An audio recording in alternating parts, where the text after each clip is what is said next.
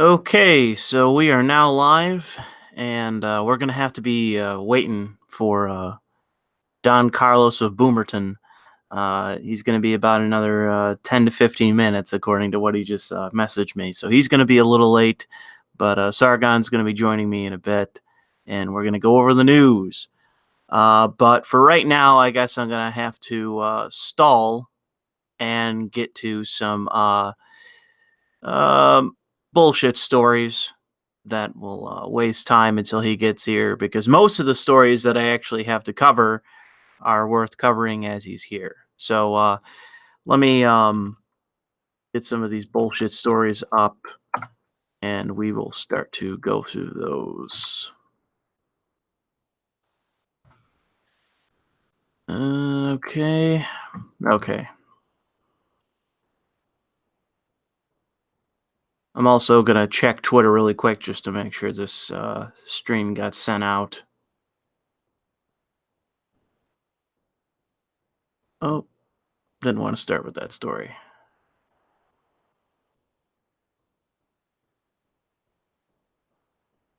Okay. So let's see here. Let me just double check that real quick. Okay. For anyone who's just joining, I'll reiterate that we're waiting on Boomer of Akkad to show up. He's running a bit late. But for right now, I wanted to talk about Red Dead Redemption 2. So I'm going to retell the story of where we are, where we were, and where we are now. So when this game first came out, and I want to say that it was, October 31st, somewhere late October. Wasn't that when this game came out? I said that it was not that great of a game, and most of the people that were praising it based on the hype. It was the hype game of November and December.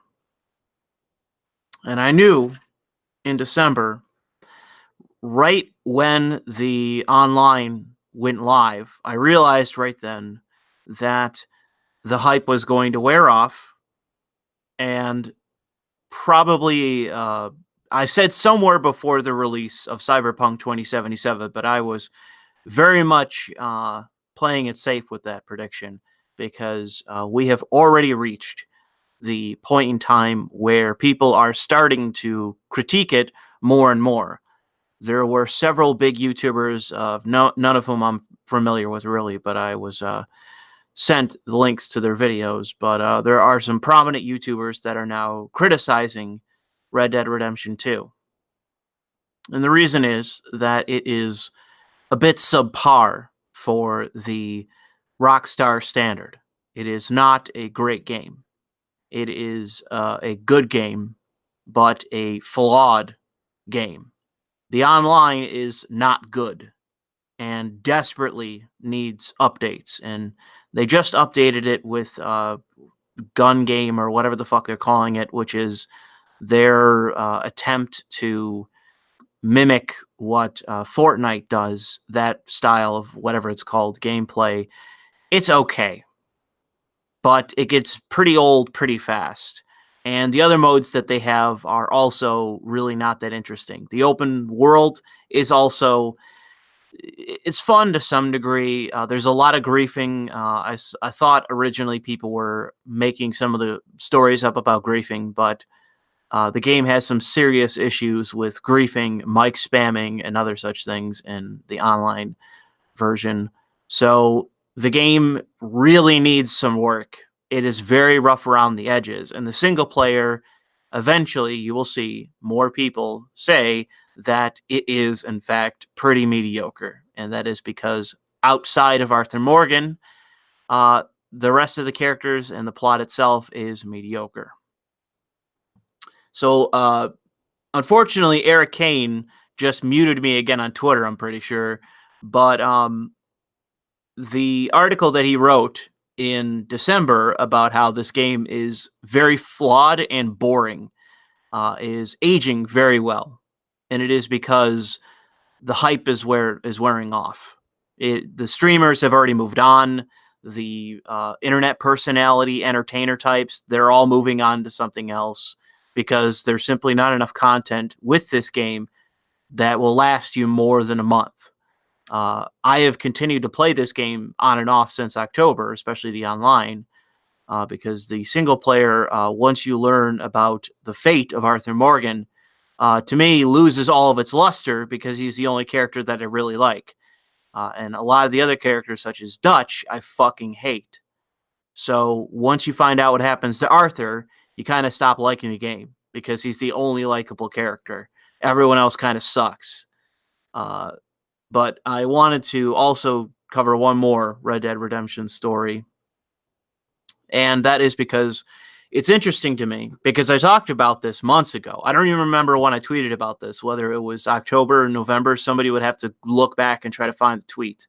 But I talked about this, that the game was in just using the Pinkerton name, logo, motto, like they were just using the vestige of the Pinkerton Company, the Pinkerton Detective Agency. The issue is that the Pinkertons is an actual agency. It's an actual detective agency. It's an actual corporation that never went out of business, that never became defunct, that never joined like a parent firm. It's still a detective agency. It's still a private investigation firm. And I know this based on the fact that I'm a private investigator and I know of the Pinkerton brand, both in history and in modern times. It still exists. And I didn't understand how they could get away with using the name, using the motto, using the logo, using the entire vestige of the actual Pinkerton Detective Agency, and not only using it, but also making them the bad guys, making them the proxies for Comstock or whatever, the Cromstock, whatever the guy's name is, that's the totally forgettable, generic bad guy, rich guy, industrialist in the game. Another reason why the game is kind of shitty. They mentioned Colm O'Driscoll, also kind of forgettable, but the big forgettable antagonist is the industrious bad guy who I can't even remember the last name of. He hires the Pinkertons as his basic private army. Now, months later, the actual agency, the Pinkertons, are now suing Rockstar for the use of their name, for the use of their motto, for the use of their imagery, because they are an actual corporation and you can't, without their permission, use their whole motif. That's illegal. And I cannot believe that no one from Rockstar, a major company, I mean, this is a BioWare thing to do, okay? You don't take 5 seconds while you're lifting someone else's IP, someone else's trademark, someone else's image. You don't take 5 seconds to double check that the company doesn't exist anymore, so that way you can actually use their content. This was an unbelievable mistake to make. I don't know if I have ever seen another mistake this brazen from another company, which is why I tweeted about it months ago when I actually noticed it. Like, it seems that they actually used everything from the actual company itself. And the thing is that Rockstar in the Grand Theft Auto world has always used satire or something that is mimics the actual thing, but doesn't lift it. And I'm sure, Saints Row probably did that to some degree with certain things, but the classic example, especially from Grand Theft Auto 4, is Sprunk, which is a satirization of Sprite, the pop. It's that easy to use something that already exists and make fun of it as a joke. There's a good example would be Cherry Poppers back from Vice City for the ice cream brand. It's that simple to invent a fake company, and it would be very simple to also invent a detective agency. You can name it after the founder of the agency or whatever. It's not hard to make up a detective agency to use, and it's not hard to come up with like a logo that makes fun of the Pinkertons or something. But for whatever reason, Rockstar decided to create their own multi-million-dollar lawsuit for the sake of paying the Pinkertons. Like I literally find it difficult to understand how this big of a mistake was made at this massive of a firm. Like, this is a Bush League mistake to make, and I don't understand how it was made. But it's real. It did happen.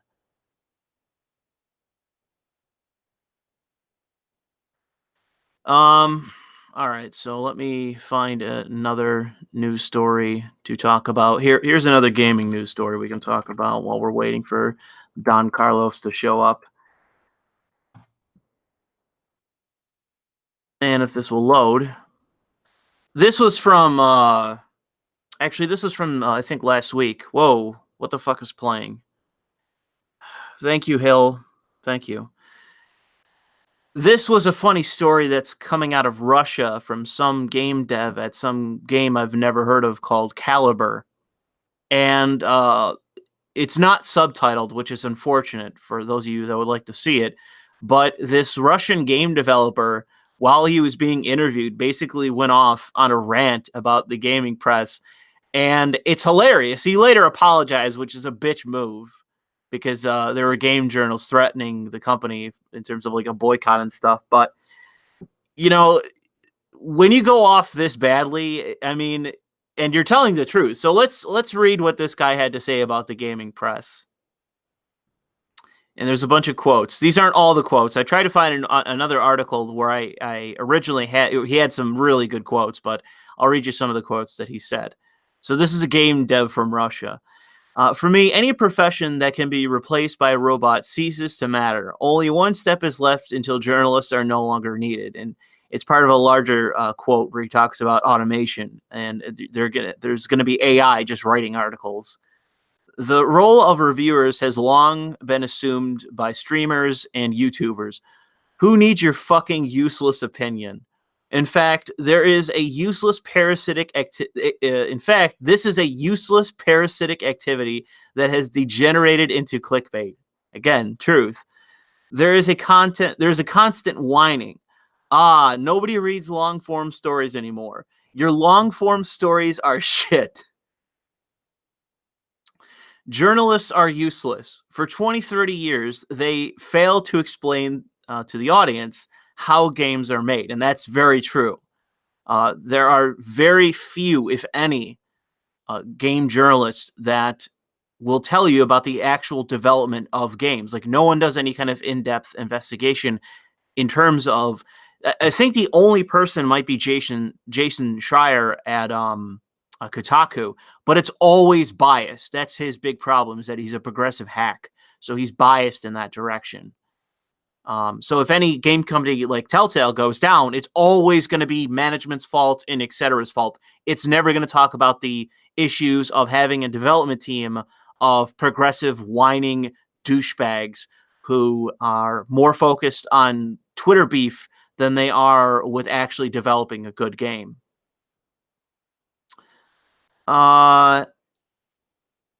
Okay, there's another good one. There are good journalists, and I know them. I met with them. But right now, those are needles in a haystack. They are so rare, I unfortunately begin to resent the profession, alas. I have a question for any developer in the industry. Why do you spend at least a penny on these parasites? Why not use your head, make a special post in social media, and promote it? Why feed the parasites? And that's one of the choice quotes that he has for the game journals, is he continuously calls them parasites. And it's true. They are. Journalism is a parasitic media format. Like, it doesn't actually create anything new anymore. Like, that used to be the big thing, was creating stories by going places, finding small events, promoting that, or covering stories in depth when most of it is just, this event happened, I'm going to either be a stenographer and just report it, which can be replaced by, any kind of AI, or you have biased journos that will do the same thing except for from a slant. Let's see if I have another choice quote. You need to understand, half of the parasites should just disappear. As soon as large companies stop doing stupid things, stop feeding these people for free, I will say it differently. When PR departments stop basically stealing money from their companies, arranging this garbage, nothing will change because this niche is already occupied by streamers and YouTubers. And that's absolutely right. I agree that there is very little to game journo or game journalism. There's very little left that is not already made up, because just look at it. Any kind of breaking news, any kind of stenographer style journalism of, okay, we have an update for Grand Theft Auto Online or Fallout 76. Here's what they're changing. Here's the patch notes. Here's what's going to be different in the game. Here's the new perks that have been added. There are YouTubers that cover every new update to those kind of games, and Twitch streamers and the rest. So anything related to gaming that's just patch notes, news updates, especially if it's a big hyped game like Cyberpunk 2077, there's entire channels just dedicated to single games. And they'll go through and tell you the latest news that they can dig up anywhere. That's journalism. And there's people on YouTube and on Twitch that do that every fucking day of the week. Let's see. For me right now, 97% of video game journalism, I've just come up with these figures, is just advertising in a different form, this is him talking about IGN. But if before we knew that there was a cartoon and then there would be 5 minutes of ads, now there will be 95% of ads, and sometimes among 95%, there are a couple of stupid posts from people who do not even know why they post it. And this is just generic, like just spamming shit, I believe is what he's speaking to in this. And this is someone he's speaking against him, telling him to be quiet. And I guess you can go read the rest of it. There are some better quotes from that segment. Unfortunately, One Angry Gamer doesn't have them here, but he just went on and on for like several minutes ranting about game journalism and how worthless it is. There's some better quotes than this, but I can't find the actual website that I had before, which lists them in depth. And there are some very choice ones that I will promote you to go find for yourself if you're interested. Hey man, how's it going? Oh, hey. Sorry I turned up late, as always. Yeah, that's fine. I was just talking about this post here. It's unfortunate that it's not subtitled because it's like a Russian game developer. Mm-hmm. And he just goes on like a 10-minute rant about how all game journals are parasites and they're worthless. Well, I mean, prove him wrong. That's all I'm saying. Yeah, it's a pretty fucking epic thing. I just wish there was a someone needs to, like, if you're Russian or you speak Russian, you need to download this video and add subtitles, because this One Angry Gamer doesn't even have the best ones. There's another website that had like the best quotes from this guy, but it's him basically saying like, you're all parasites, you're all going to be replaced by machines because you're empty shells, you're vacuous. Like, that's why you need politics, is because you're completely empty as a person. Like, he just goes off. It's amazing. All right, so let's get to some breaking news now that you're here. Oh, yeah. Kamala Harris announced today that she's going to be running for president. This is like, people are talking about Robert O'Rourke from Texas, who ran against Ted Cruz and lost. He's the moneyed candidate, and I'm not sure where I place him just yet, but I do know that he is a ton of money, more than anybody else behind him. And right now he's one of the clear front runners for the Democratic Party for 2020. Kamala Harris is another one that's going to be a front runner for the Democrats in 2020, and it is because she is the Clinton appointee. Right. Okay. Yeah. I'm looking at a Wikipedia page now. I don't know who she is, so I've got to learn about it now. But She's a she former served with Dianne prosecutor. Feinstein, does she? She's a California Democrat, and any There we go. Democrat in California is a major DNC insider. Anyone. Yeah. And she's a heavyweight within the DNC, way more so than Gillibrand. She's been around for a very long time. She's been groomed by Hillary, and she is going to have Hillary's backing. I'm very confident, unless there's some backroom dealing that goes on. That's the only way that Hillary Clinton's not going to back her. I do not believe she's going to run again. I believe that. Go ahead. The way that this is going is absolutely fascinating, right? Because it doesn't look like Hillary's going to run, right? No, I think that she understands that the tide is against her, but she was the queen of the Democratic Party. She had so much power, so many forces behind her. Even Bernie, all of them were focused behind her against Trump, and she lost. And so now there's this massive fucking power vacuum in the Democrats, and it's fascinating seeing who's popping their heads up. And the thing is, I know it's like the best bit is that Alexandria Ocasio-Cortez isn't old enough to run. That's the fucking best bit. So her wing of politics is cut out from this effectively, because she would have been the champion for that. I mean, did you see the way they were reacting to her going on the H Bomber Guy stream? Who's reacting? Like the SJWs in general, like SJW Twitter, and YouTube. No, I didn't see. I saw that she went on that stream, but I didn't. I don't know how they reacted. Oh yeah, like this was some kind of like monumental win. Like she went on the stream and was like, "Yeah, trans rights they're a good thing," and everyone's like, "Oh, I can't believe she said it," and I'm just like, "What do you think she'd say?" Yeah, what do you think she believes?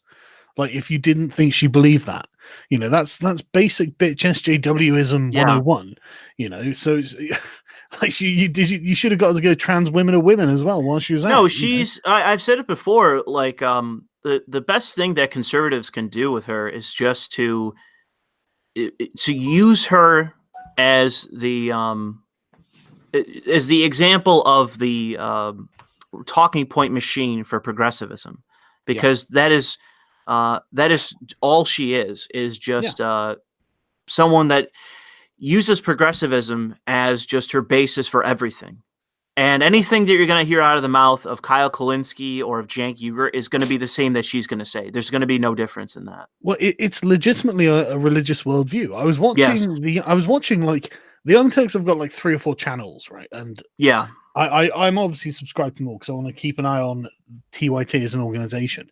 And they each one of these channels produced a video as to why they liked Alexandria Ocasio-Cortez, and it was all down to she makes me feel really good.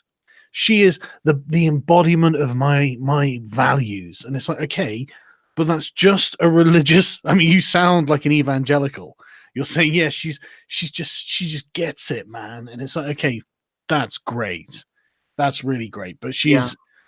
She's not going to be able to get anything done. Yeah.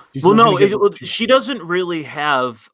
This is one of the problems with progressives is that, one, they have no principles. That's obvious. Yeah. Well, but they do have values. They're just really bad, and they don't care about. They care about the values more than anything else. They don't believe that an injustice matters or is even an injustice if done to the right kind of person.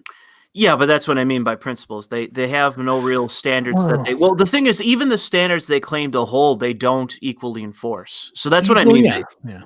I like anything that you hear from a progressive where they assert, I'm 100% in favor of this, they will never hold to that. Yeah. There will always be a situation where they will then turn on that standard and then hold another one. They will pivot to another one. Yes. As far as I can tell, they operate by convenience.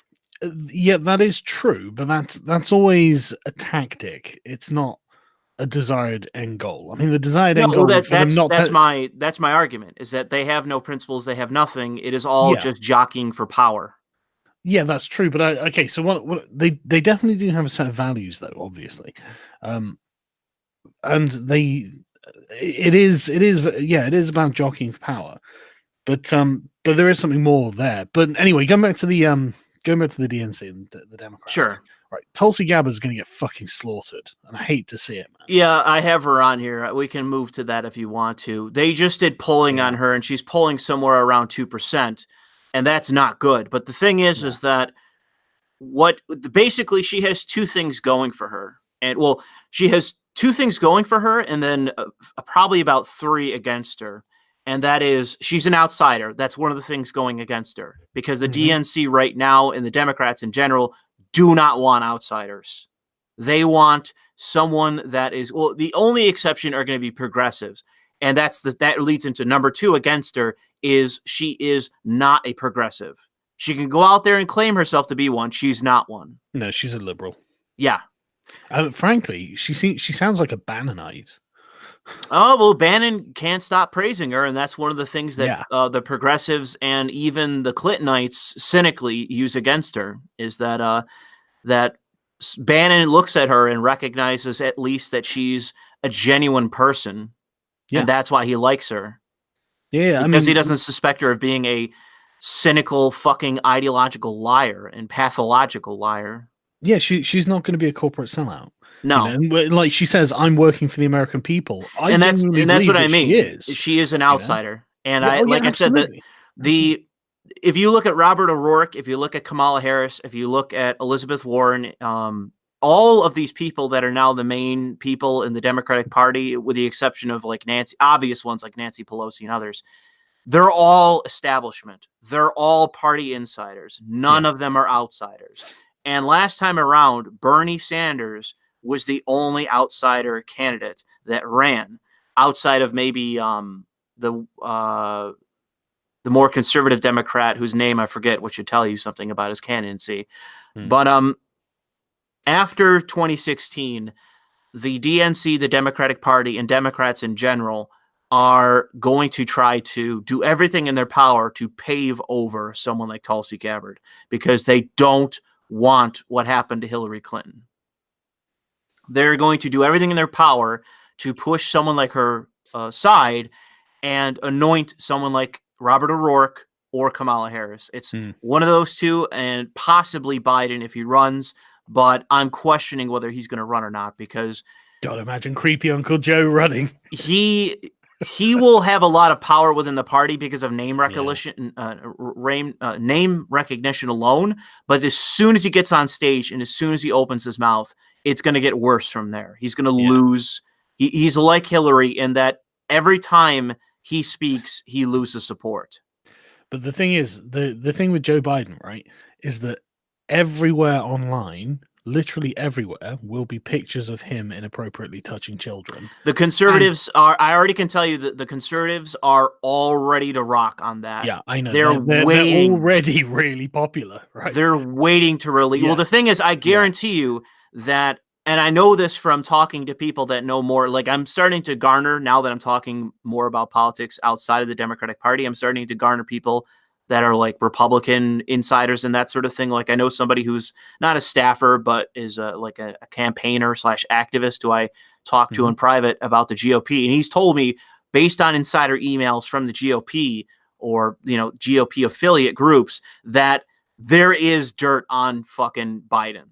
They already have shit that they're ready to roll with on Biden. They've already done opposition research on him, and they already have stuff to work with. Yeah. Well, the thing is though, like as soon as these pictures, specifically the pictures, because they're the most morally offensive ones, as soon as these pictures, like say, I'm well aware that the conservative sort of MAGA people are very, very prepared to go after Joe, as his reputation effectively will become one of a pedo. And then the Washington Post and then the Wall Street Journal and whatnot will have to address it in articles. Yes. And man, I really want to hear those narratives. Yeah. I really want to hear them. I want to hear why he's not. What it's going to do, I forget what it's called, but there's a word for it. It's a political piece of political jargon where you put something out, but it's a trap. And what you want for the opposition to do is to address it. Yeah. Because that's what generates articles and people's attention, is them actually addressing the claim. Yeah. There's a political word for it, but that is what him being creepy around little girls, especially, is. It's also women in general, but it is. The girls is probably the worst part. Yeah. And I'm telling you that I already know, based on inside information, that even the GOP establishment, like the actual party, they're ready for Joe Biden. And I'm sure that they're ready for, if they're smart, they'd be ready for Kamala Harris. The only one that I think that they're not ready for, but I still don't understand him as a candidate, so I don't really know what I could offer in terms of suggestions, is Robert O'Rourke. I don't know why he has the kind of money that he has behind him. Maybe I don't get the Bernie Sanders style, like, grassroots. Robert O'Rourke seems very clean cut, very corporate, but he has an immense amount of money behind him. And it was already after he lost to Ted Cruz. I read multiple articles from, like, The Hill, Politico, and others saying he will run. It's a guarantee. He has a already well-built war chest of corporate funds and money from his campaign to just run for president. And we're talking tens of millions already to run. So is this kind of like a plastic Bernie Sanders? Maybe. Like I said, I can't place the fucking guy. I've watched, I read things on him, but he stylizes himself as a progressive. He does. He also engages in race shit, even as, like, a white Irish guy. He engages in racial shit. Brave. Yeah, okay. But and that's the ballsy thing, you know what I mean? But it's expected of him at this point. So I'm gonna, maybe eventually I'll do a video on him where I do, like, a deep dive on my own regard to speak about him in terms of my opinion of him, to say, like, okay, he's like Kamala Harris. You know, he is anointed. You know, he's the anointed one. He's the Wall Street backed guy. He's the establishment figure who's going to come in, and then he's one of the big or I should say pro legal and illegal immigration figures. He's one of the big ones in the DNC. Right. But in any case, getting back to these articles, Tulsi very much has an uphill battle, but I think that if she manages to get her shit together and is able to work on being aggressive in debates or in messaging, I do think that she could creep up enough in support to where she will cut into Kamala Harris's support, into, like, she'll be seen as a centrist Democrat. I think that that's where she's going to have her strengths, but also she could talk about how she's not supported by Wall Street, and she can also try to pick off of the appeal from Bernie Sanders from the last campaign, but she will never have the support of progressives. Never, ever, ever, ever. No, and for anyone who wasn't following what's been happening to her recently, the past week has just been the standard round of character assassinations. Yeah. The knives all came out. It turns out that she was raised in a conservative Christian household with a father who was an anti-gay rights activist. So naturally, she grew up with some rather regressive views on homosexuality. She's changed these. She changed these before she even ran for Congress. And before she joined the Democrats. So she was a teenager when she still held those opinions. It's very much in the same vein as Cenk Uygur and his comments on Miami women's breasts and the inferiority of women as a gender because they don't want to have sex enough for his liking. But this is something that happened long in his past and something he. Well, the thing is that she wasn't even wrong. Like, I obviously everyone knows my position, but the thing that I actually agree with her was back in the day, she said that the LGBT activists would never be satisfied, and she was correct. Well, yeah, I mean that's an undeniable, truthful observation. They will never be satisfied. No. But yeah, the problem with Tulsi for them is that she's not a progressive zealot. No, she's a liberal, and I do think Bannonite is a good description for her as well. And she's our girl. You know, she's. I would want her to win because I don't think she's a massive sellout to either like an ideological crusade or a corporate shill. If it were Donald Trump versus Tulsi Gabbard for the election, I would say that would be a very safe election to not be worried about the state of the country, because unlike the people that have Trump derangement syndrome, what in the United States has actually radically changed? What? Name it. Outside of, and we'll get to it, outside of our neocon foreign policy. What has changed? So oh, and I was going to say that Tulsa, or Michael Tracy, a journalist formerly of TYT, now independent, he was practicing apologetics for Tulsi Gabbard fairly because he likes her and he wants to defend her, and there were unfair characterizations and maligning of her. But yeah, I think more important for it. I think it is more that it's the unfair characterizations with Michael Tracy. I've followed him for a while, and I really like his work. Yeah, I think he's an honest guy, and I like him. He went out of his way to try to defend her, which is why I use the phrase apologetics. And it is because of his own personal bias, but also because of the unfairness of what was being done to Tulsi Gabbard. He got shredded by the progressives, and it was just progressives. It was not Hillary Clintonites. It was just progressives that fucking shat on him for defending her. It's because she is not perfect. She's got it. And the thing is, to anyone else, like Tulsi Gabbard's story of coming out of a bigoted mindset should be seen as a great progressive victory. Like that's a great liberating thing that I was raised in a kind of hateful dogma, and I managed to escape this, and I feel like I've been liberated. This is a great success story, but maybe 15 years ago. Yeah, exactly. It's the progressive left now. They don't care. They've reached their zenith, their monolith, and it's all downhill from here for them. It's all downhill, but it's just a matter of when they collapse, how far out that is. Well, they've turned into like apex zealots, in my opinion. At this point, this is the most zealous they can be. Like they can sit here and be presented with a woman of color with a flawless record, essentially, and turn her into an Assad loving, like LGBT. And the thing is, if this was 2009. If this was 2008, 2009, and Tulsi Gabbard was running against John McCain back in the day, she would be celebrated as Obama was back then. She would be seen as the savior of America, because she has the same kind of, like, instead of Barack Obama saying we need to stop fucking around in the Middle East and then never doing it and getting more involved, she would have actually done that. She would have actually followed that. Yes, because that is one of her main benefits as a Democrat, or as a anti-interventionist Democrat, is she actually holds to that principle of the Middle Eastern campaigns were a mistake. And we should not be intervening all around the world. So if you are a more isolationist libertarian, or more isolationist or nationalist conservative or Republican, this is just Bannon's agenda. Right. She would be promoting it. You shouldn't fear her, as what I'm saying. She's not Barack Obama. She is not Hillary Clinton. She is not Cortez. She is not a socialist. She's not dangerous. She's former military. And she seems she cares about the structure of the country. She cares about the institutions. And she seems fairly grounded. Institutions.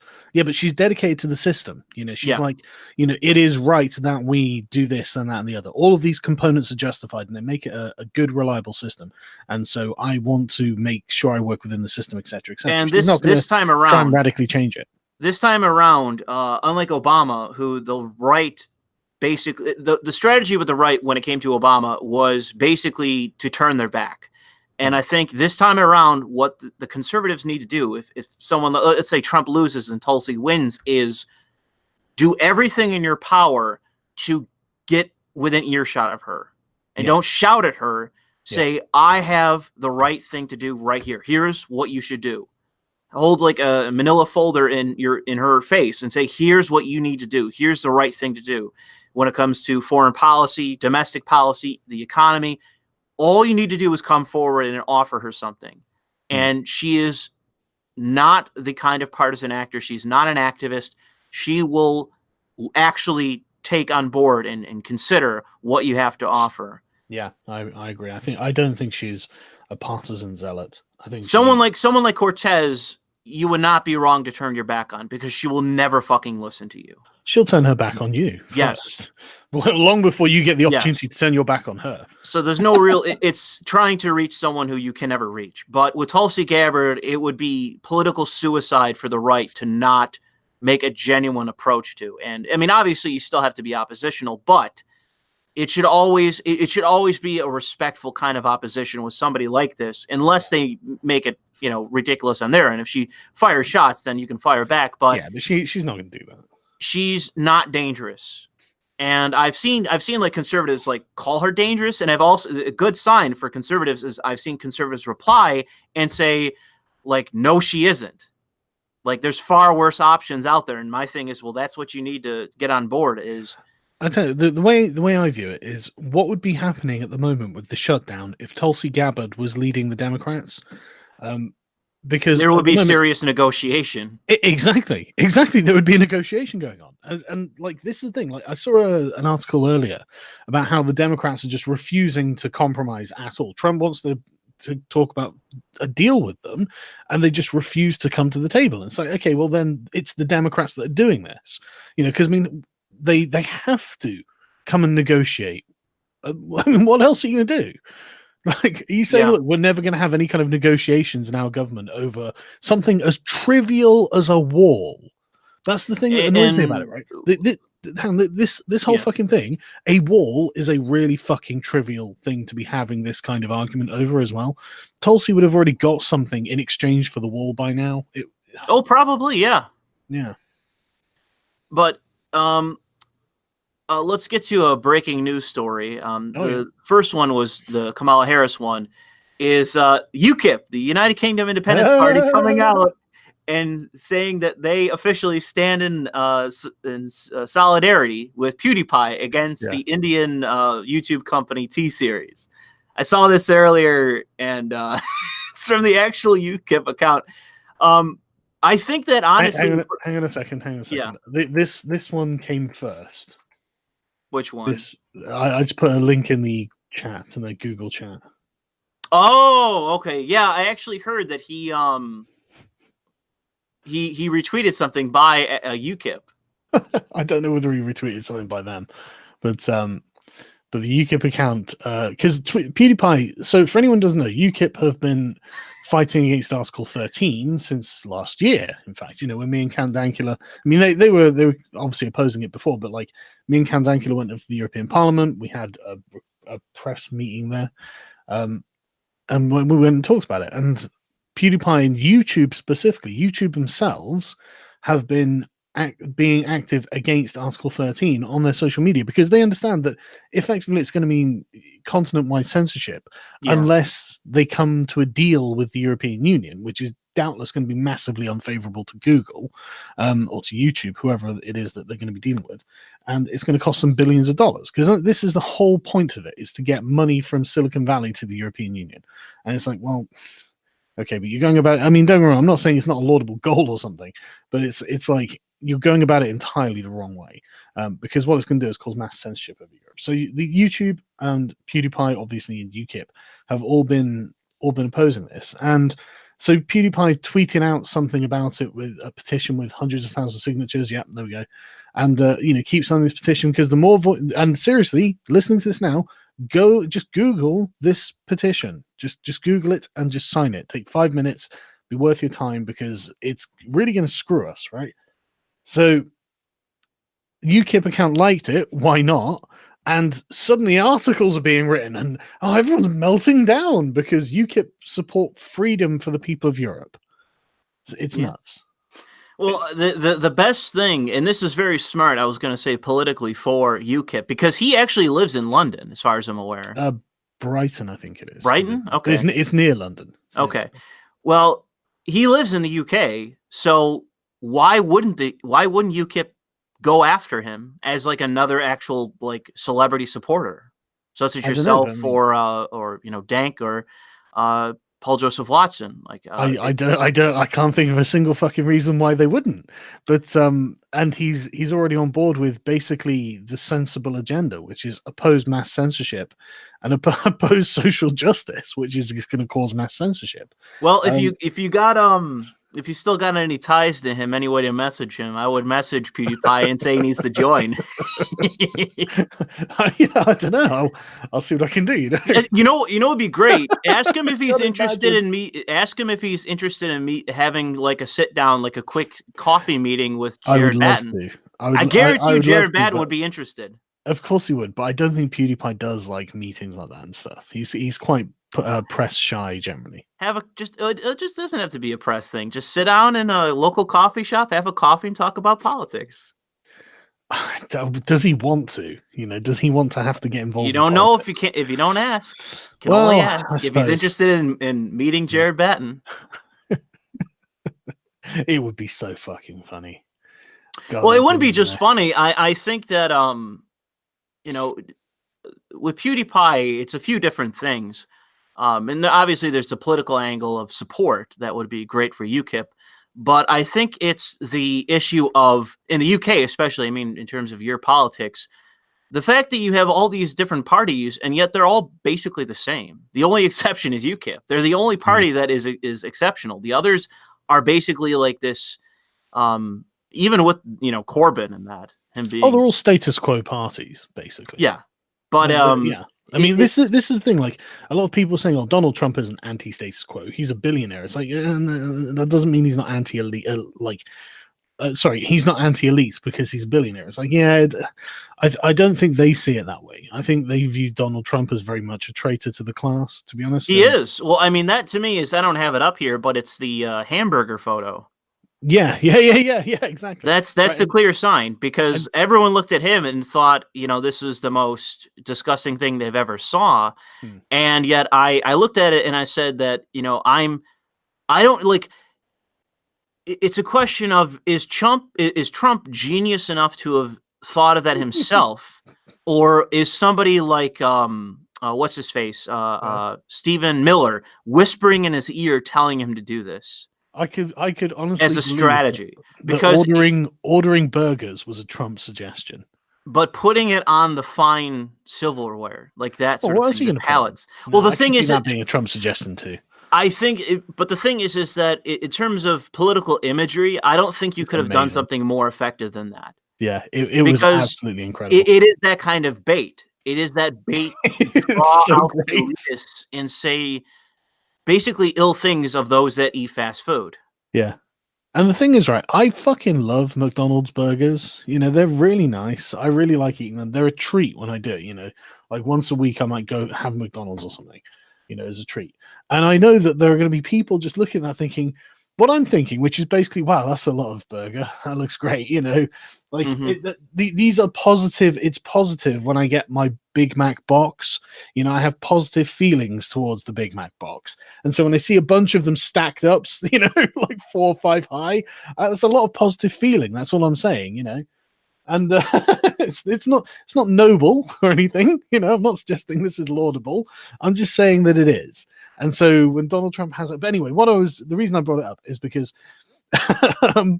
it's the same kind of principle that UKIP work along, but luckily for our political establishment, effectively the Conservatives were sensible enough to realize which way the wind was blowing, and called for Brexit, and they got it, which is unfortunate for them. Which is why it's decimated the party ever since. I mean, Cameron, didn't he resign like right after that happened? Oh yeah, absolutely.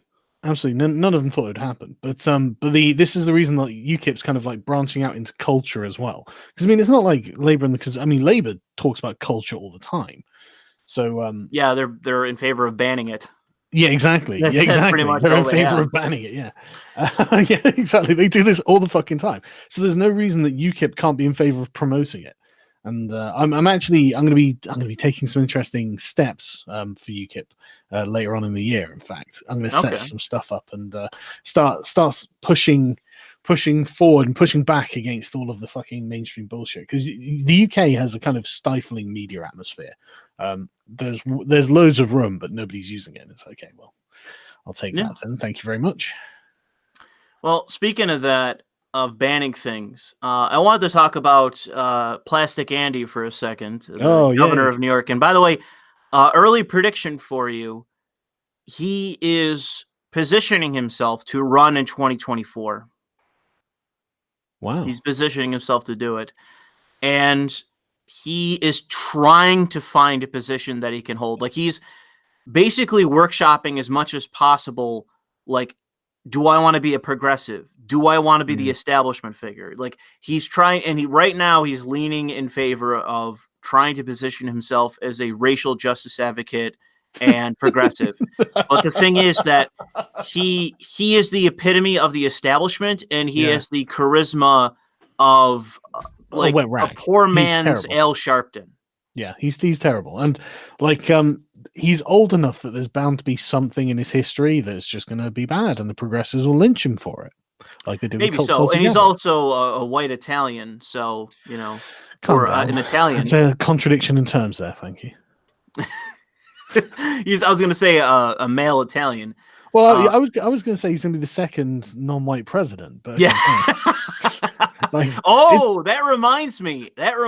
I have this. I did a scientific poll in December, and there was a question that I had of which nationality, in your view, is closest to being considered white. And Italians only won by 2%, and there were a lot of Italians in my comment section complaining. You can see the ratio here. I almost got ratioed because this is a very controversial scientific poll. Well, what I love about this is that even if we go, okay, well done, Italians, you are the closest to being considered white. It doesn't make you white. We're just saying this is really close. To me, this is inconclusive because Japanese are only 2% difference. It's well within the margin of error. I mean, to be honest with you, the Japanese are probably like, well, we don't consider you Japanese. You're not good enough, So, I mean, we're kind of looking at this the wrong way around. But, but no, seriously though, I love it. It's amazing. It's hilarious. What I love is that the Spanish are in last place. Yeah, I know. No, then the irony is that the Greeks should be in the last place. The Spanish are definitely lighter skinned than the Greeks. Are they? Oh yeah, man! I've been to Greece like 3 times now, and I've been to different areas. Well, it is in the Mediterranean. Greeks are very dark skinned for quote unquote white people. Italy's pretty close.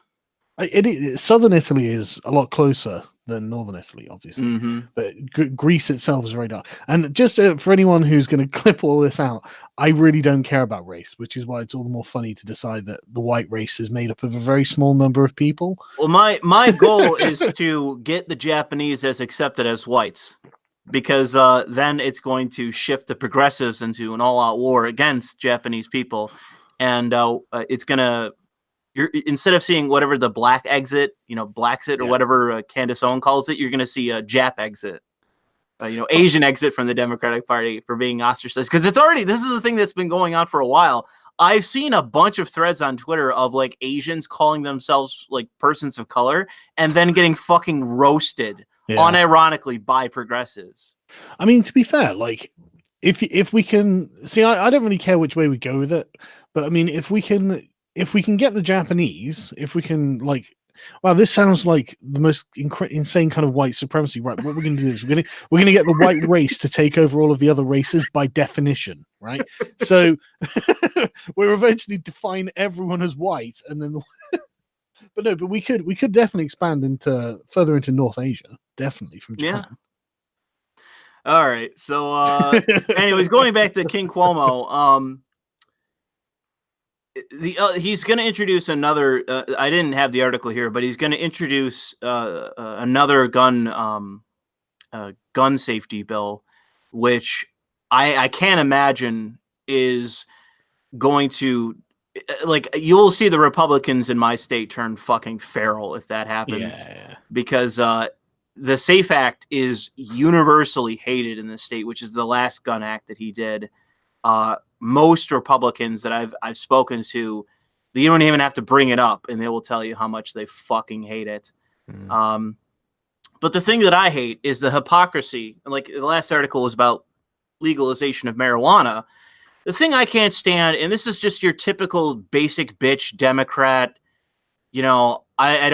I have no principles. I have no basis in which that I draw anything from in terms of how people should act or what they should be free to do. This state is the closest of any, as far as I'm aware, of banning cigarettes. And I just, for the life of me, don't understand that we all know alcohol is bad for you. We all know that tobacco is bad for you. We all know that sugary drinks and fast food is bad for you. We all know weed is, in fact, bad for you. The only exception is if you have certain medical problems, epilepsy, and you take those fucking pills or whatever. But you either believe in the idea of people should be free to consume bad things or you don't. And the only exceptions that one can have, I would say is fair, is things such as heroin and others that are so detrimental that, you know, they destroy you otherwise. Weed is not one of, like, there is no comparison between weed and heroin. There's also no comparison to tobacco and heroin. Tobacco can kill you over time. But the thing is that there is no real challenge to it. And this is where I'm going to, you know, pull out the red pill for this. I think that the reason is that this is such a big issue today, even now, is because of women. I think that women are the ones that are spearheading tobacco to be banned because it's icky and it stinks. I don't know why that caught me by surprise so much. No, but I think that it is because I have spoken to many people in my lifetime, and the only people that I've ever heard complain about tobacco in any real way, where they want it banned, they have all been women. Well, that's true of my experience too, but I don't know if that's the case. Like, so, anyways, before we move on, I'm just gonna conclude this segment by saying, hush, or we're repealing the 19th. Which one's the 19th? Women's suffrage. All right. Okay. Well, so okay. Well, I'm glad you brought up women's suffrage because I've got a few bones to pick with it.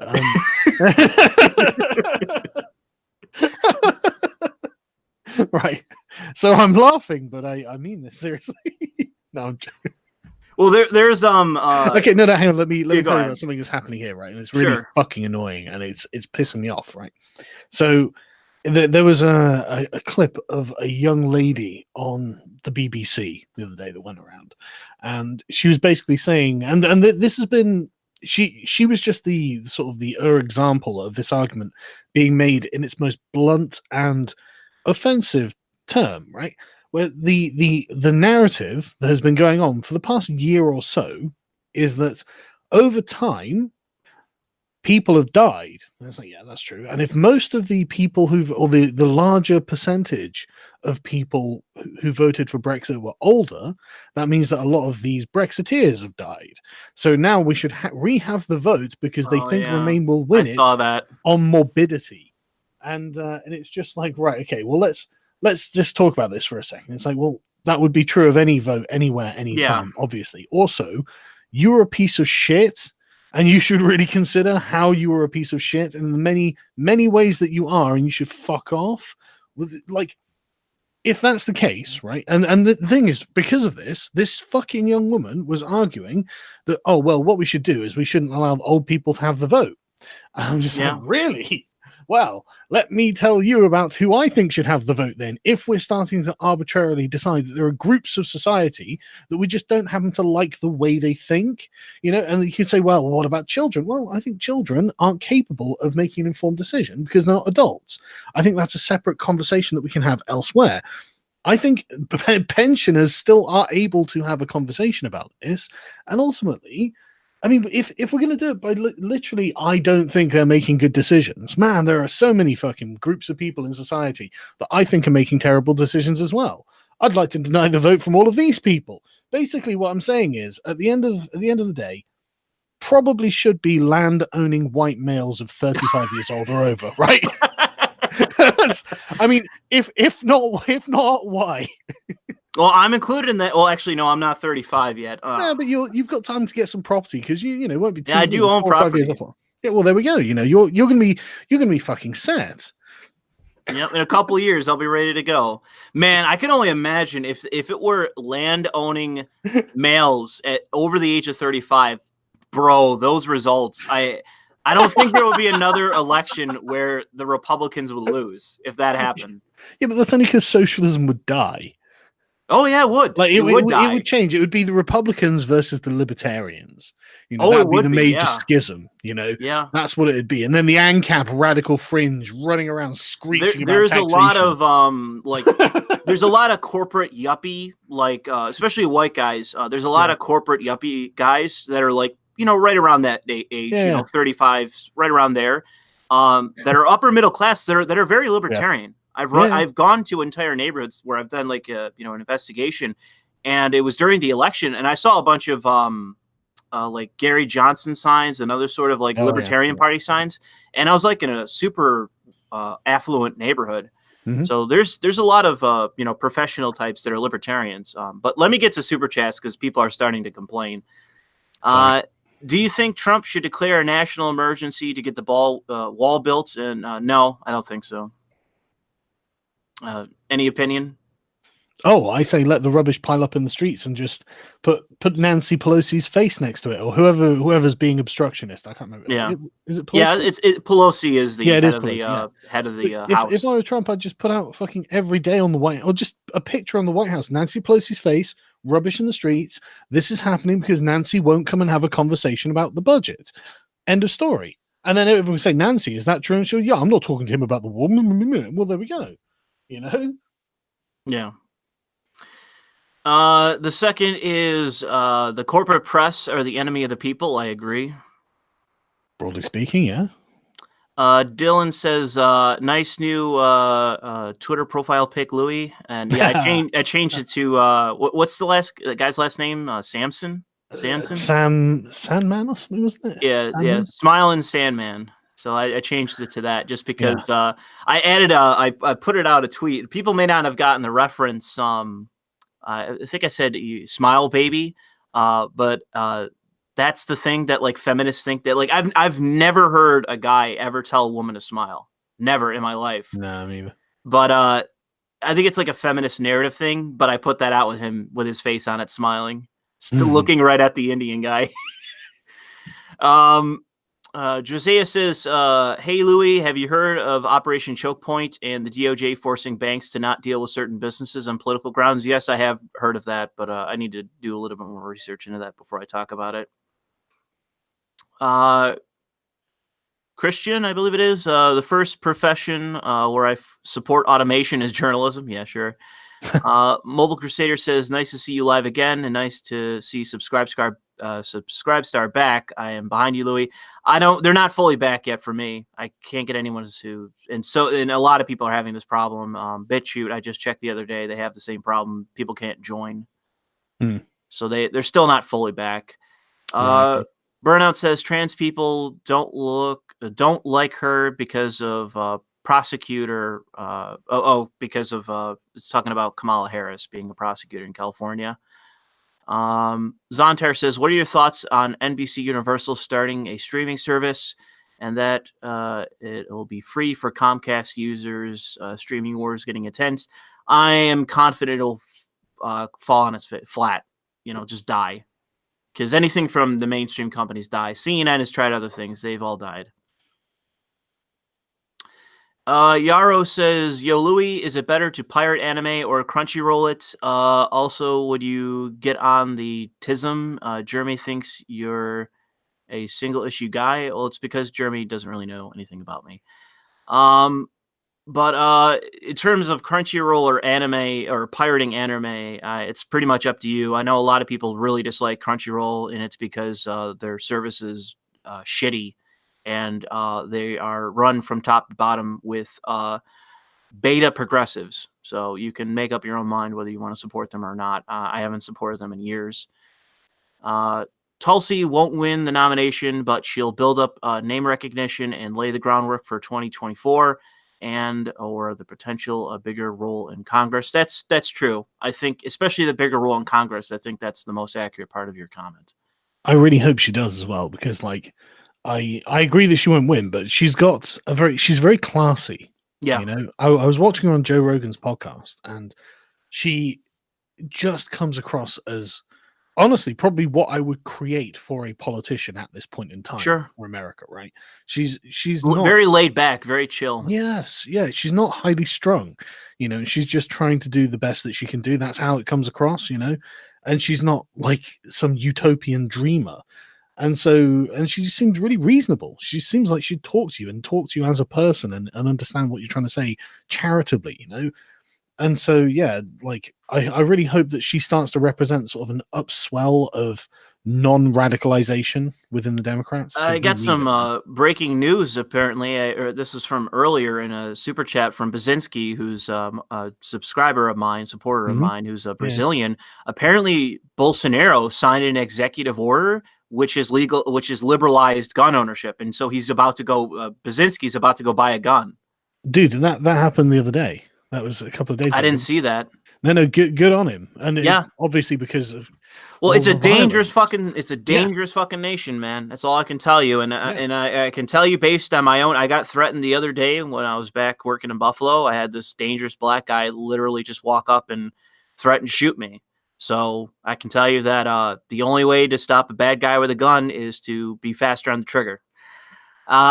So good luck, Basinski, and I got an article. On that note, right? Go ahead. The Brazilian thing that is literally the example of it. I mean, like they were the ones saying, "Look, it was shit." I can't remember what it was the other day, but it was some source from Brazil, and they were talking about this, and it was just like people demanding guns because they needed to fight back.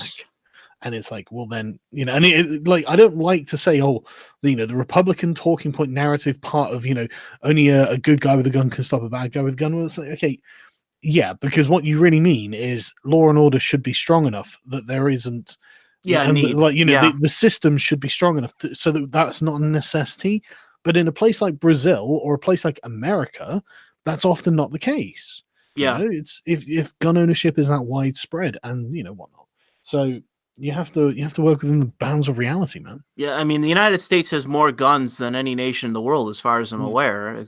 And I mean, maybe per capita in like a fucking war zone, but the fact is that I'm still going into Buffalo and getting threatened. You know what I mean? Like this guy had no compulsion to not just say to me, he threatened to kill me right to my face, and it's just a matter of I don't know, like, should I wait 10 minutes? Should my corpse wait 10 minutes before the cops show up after I get shot and killed? Or is it going to be a situation where, the next time if this happens to me and the guy pulls a gun, I'm not just sitting there with my dick in my hand. You know what I mean? I could just.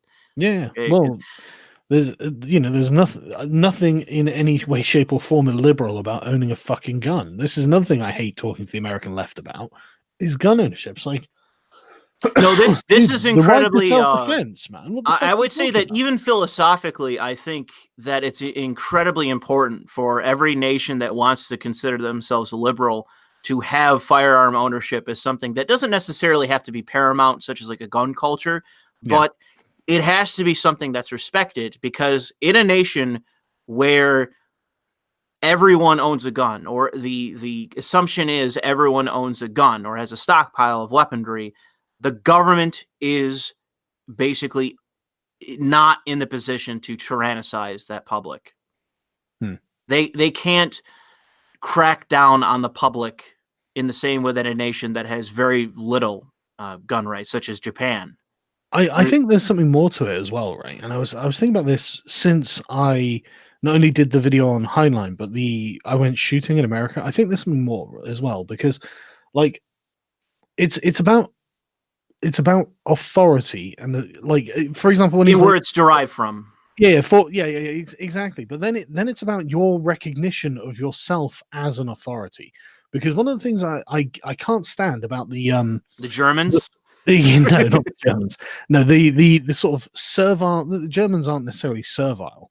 The sort of servile, like pseudo pacifist mindset where it's just like, oh well, only cops should have guns, and it's like, yeah, but why? What you're saying that all force must therefore derive from the central authority of the government, and I don't see that as being a positive good. No. It might be a necessary evil, but I don't see that as being a positive good. And it's like the positive good would be I would be able to defend myself because I am the highest moral arbiter of my life, and then I'm the one choosing. Surely, I'm making the decisions, and owning the gun being the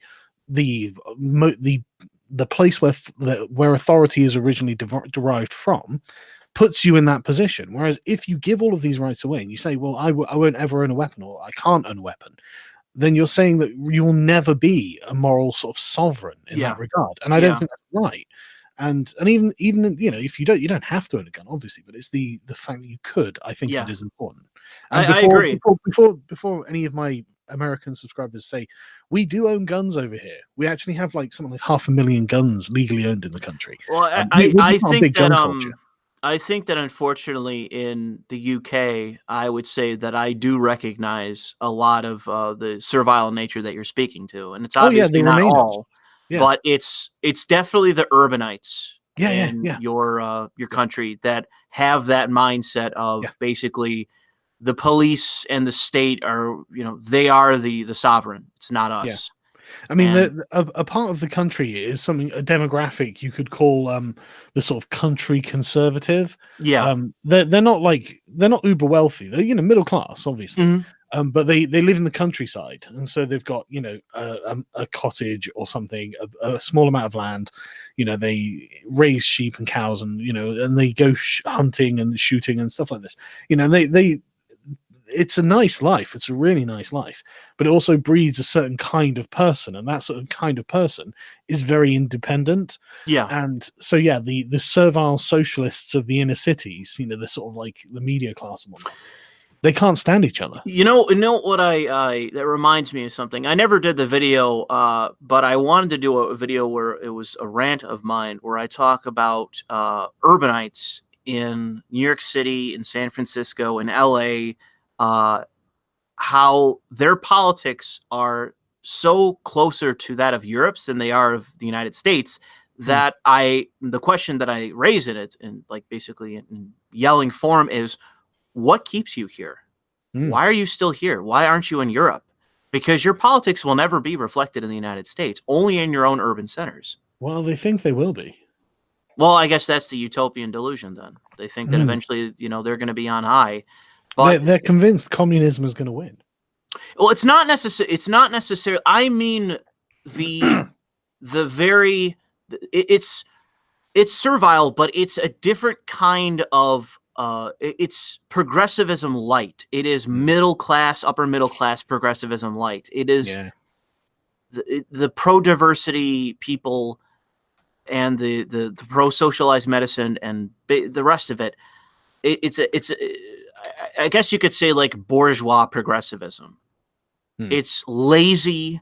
I guess I don't really need to go into it, but it's different. But no, I agree. I'm just sat here nodding my head. Obviously, you can't see it. I'm just sat here nodding my head yeah. That's exactly what it is. It's different than the radicals on Twitter and the psychos and that sort of thing. Yeah. But these same kind of people probably like Cortez. They probably really like her, but they don't really want the socialist dream. They don't actually, because they're not equal to everyone else. They're wealthy. They're middle class. They already have their wealth, but they like the idea of censorship and of banning things. They're very authoritarian. Think of it like Cocteau from Demolition Man. Sure, just an authoritarian do-gooder. Yeah, it's great. That's fucking great, isn't it? Now I can't I'd be Dennis Leary in that, man. I want cheese and fucking beer and burgers, man. Yeah. I don't want a fucking pure life that I live to 100 to. That sounds awful. Yeah, they're very much like the same kind of people that will retweet about anti-bullying efforts and they virtue signal a lot. But like I said, they're not the socialist radical types. They're different. They're all about the optics. Yeah. But so can we talk about the optics of the MAGA kids smug face. Yeah, okay, we'll move to that then. Well, okay, let me go and have a smoke first. Okay, because I guess I'm gonna have to do a video on it, but like you probably should. It's blown up, dude. It's blown the fuck up. I know, but that makes me not want to make videos on things when things blow up. You might want to talking about it, you know. So I don't. Well, the thing is, everyone's talking about it, but I think that it's worth talking about just because, like, and we can talk about it when you get back. But in my opinion, this was a distraction from the BuzzFeed story falling apart. But they went so far with this that it blew up completely in their faces. Yeah, and I think this is worth talking about because this was such an insane thing to see, where the media spun this so badly over nothing, and so many fucking people fell for it. But it's what it triggers in their minds, right? And then, oh man, I'll be back in 5. Yeah, sure. All right. Let me get through the rest of these super chats because we didn't actually finish getting through them. So Will says Tulsi will be one of the first congressmen or congresswomen to try to work with Trump. It was like day 2 after he was sworn in. I agree, Will. She's a negotiator. I guarantee that's what she's going to do with Trump. She'll negotiate. PewDiePie needs to defend his statement about Norway having no defenses. PewDiePie versus Ark Warhammer on the military superiority of Scandinavia. I'm not sure what you're referencing, Grave. Brzezinski says Harold and Kumar go to White House. Reaverman says Sargon virtue signaling from the likes of Gillette. Could this be protection from mobs? Virtue signaling will ward off mobs if corpse meet purity. I don't think so. I can understand where you're coming from there, Reaver, but I don't think that that's actually what it was about. I honestly think, and I did a follow-up commentary to the one I did where I talk about the fact that this is very similar to what Nike did with what's his face? I forget his name. Former QB for whoever the fuck it was, San Francisco. That was, I think it was similar to that. Gravedigger says, new poll, what Asian group is closest to being white? It's going to be Japanese. Bazinski says, Sargon of Akkad, that debate you had with that candidate almost motivated me to make a video saying how the transatlantic slave trade in the late 1500s, the Portuguese are Dagos. I'm not sure what you mean by that, Brzezinski. Obviously, that was to Sargon, but I'm not sure what you mean by this transatlantic slave trade in the late 1500s. I'm not sure what you mean. Del Ritter says, should pirate anime, if you do get Crunchyroll, get HTML player extension of Chrome. Also watch Rising of the Shield Hero. MC got me too'd. Oh, yeah, in the narrative that anime. Yeah, I know what you mean. Mitch says Tulsi Gabbard is less than Fox Girls, apparently. I don't know about that. Euro says, I don't want to antagonize him. He says you only speak about Loli whenever you talk. Well, that's not true. I haven't talked about it in months. Inferno Chill says a polite society is an armed one. Sure. Christian says pacifism does not work. Plain and simple. I agree. It's a deluded utopia. It's an immoral utopian idea. The more you think about pacifism, the more you think about it, the more you realize it is in fact immoral. So for those of you that consider yourselves to be pacifists, if there are any among you listening to this, do some actual intellectual digging on what you believe, and you'll find that you are, people call you a pussy rhetorically, but you are in fact immoral. You are in fact immoral. So just so you know. Brzezinski says communist revolution is just a fancy do-over for aristocratic change. That's true. Just like the czars out of power and put aristocratic party in charge. Yeah, sure. Communism creates an aristocratic class of the ultimate, like the party members. That's who becomes the aristocracy in communism. Just noticed the title, a nice boomer reference for Sargon, buddy. I don't even know if Sargon recognizes the reference in the title. I didn't see the title of the stream, but fuck you. The title is the Smiler Grogan stream. It's a reference to an American comedy from the '60s called "It's a Mad, Mad, Mad, Mad World." Right. Okay. I'm not familiar with that. I'm afraid. Yeah. It's a favorite comedy of mine. It's a favorite comedy of the Angry Video Game Nerd. I think he said it's his favorite movie, and I have a hard time disagreeing with that. It's a very, very good comedy from the '60s. Mitch says Tulsi is more or less than Fox Girls. Okay, Mitch. Thanks for the follow-up. Baczynski wanted to say something to you to the effect of the debate you had with that candidate.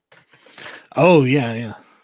He says almost motivated him to make a video talking about the transatlantic slave trade in the late 1500s. Almost. I guess I'll try harder next time.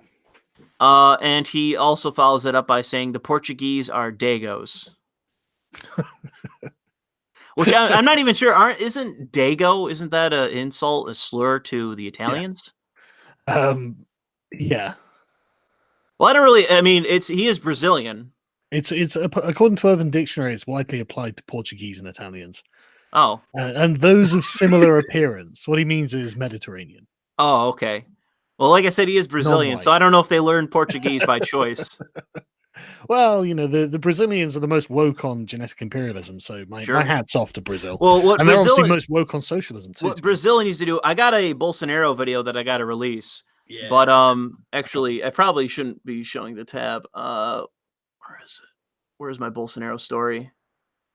Yeah, I know. He's a fucking mad lad. Speaking of, we talked about how Tulsi Gabbard isn't high-strung.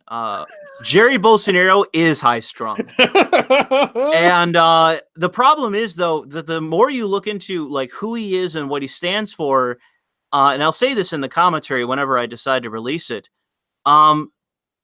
the guy is a generic conservative in terms of beliefs, as far as I can tell. Oh, I don't know. I think he's kind of a radical libertarian. Well, the thing is, though, is that in his offense to LGBT shit, which is where people go after him about, he just seems to be pretty basic bitch in terms of he doesn't like the sex education that's in schools, and he shows examples that are, in fact, in my opinion, objectively inappropriate for children.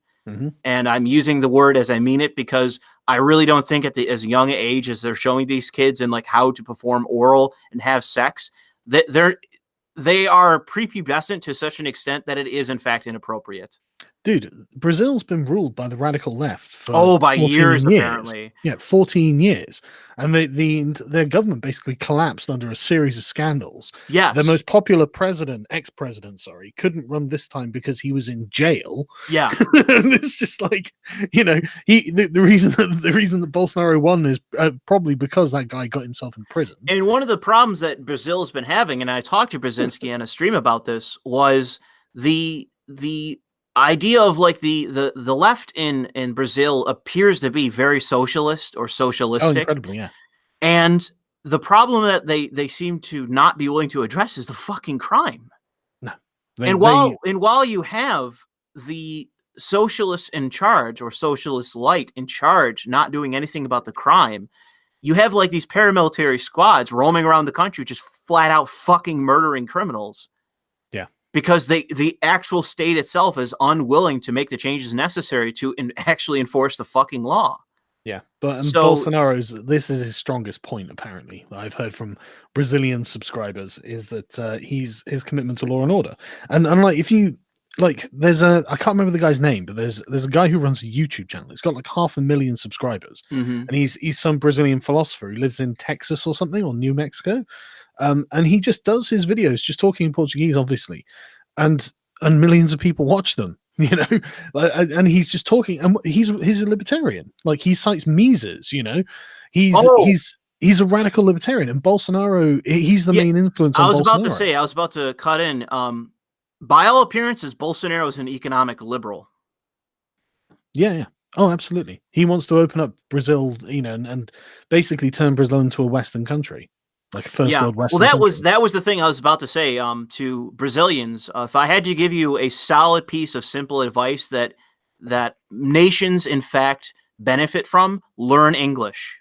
Learn English. Baczynski speaks very fluent English, so he has that credit to him. But I'm telling you that this is a real thing in business.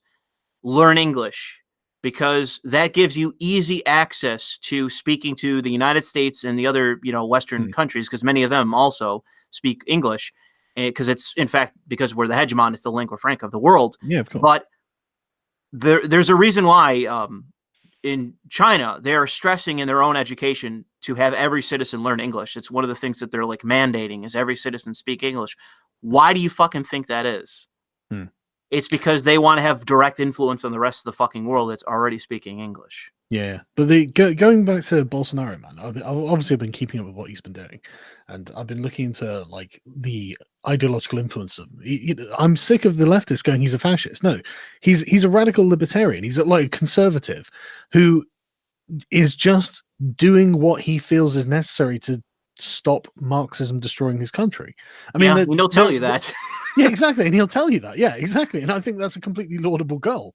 Like, there's no question about the necessity of law and order. There's just no question about it. It's what makes a country prosperous, because it provides a stable environment for businesses to prosper, and he wants to then liberalize markets. It's like, well, there we go. This is the opposite of a fascist. What you're dealing with here is a libertarian who is looking at the lack of law and order and just looking at the reason for it. It's I also understand infesting them. They're also in the middle of a recession as well, as far as I understand. Yeah, of course they are.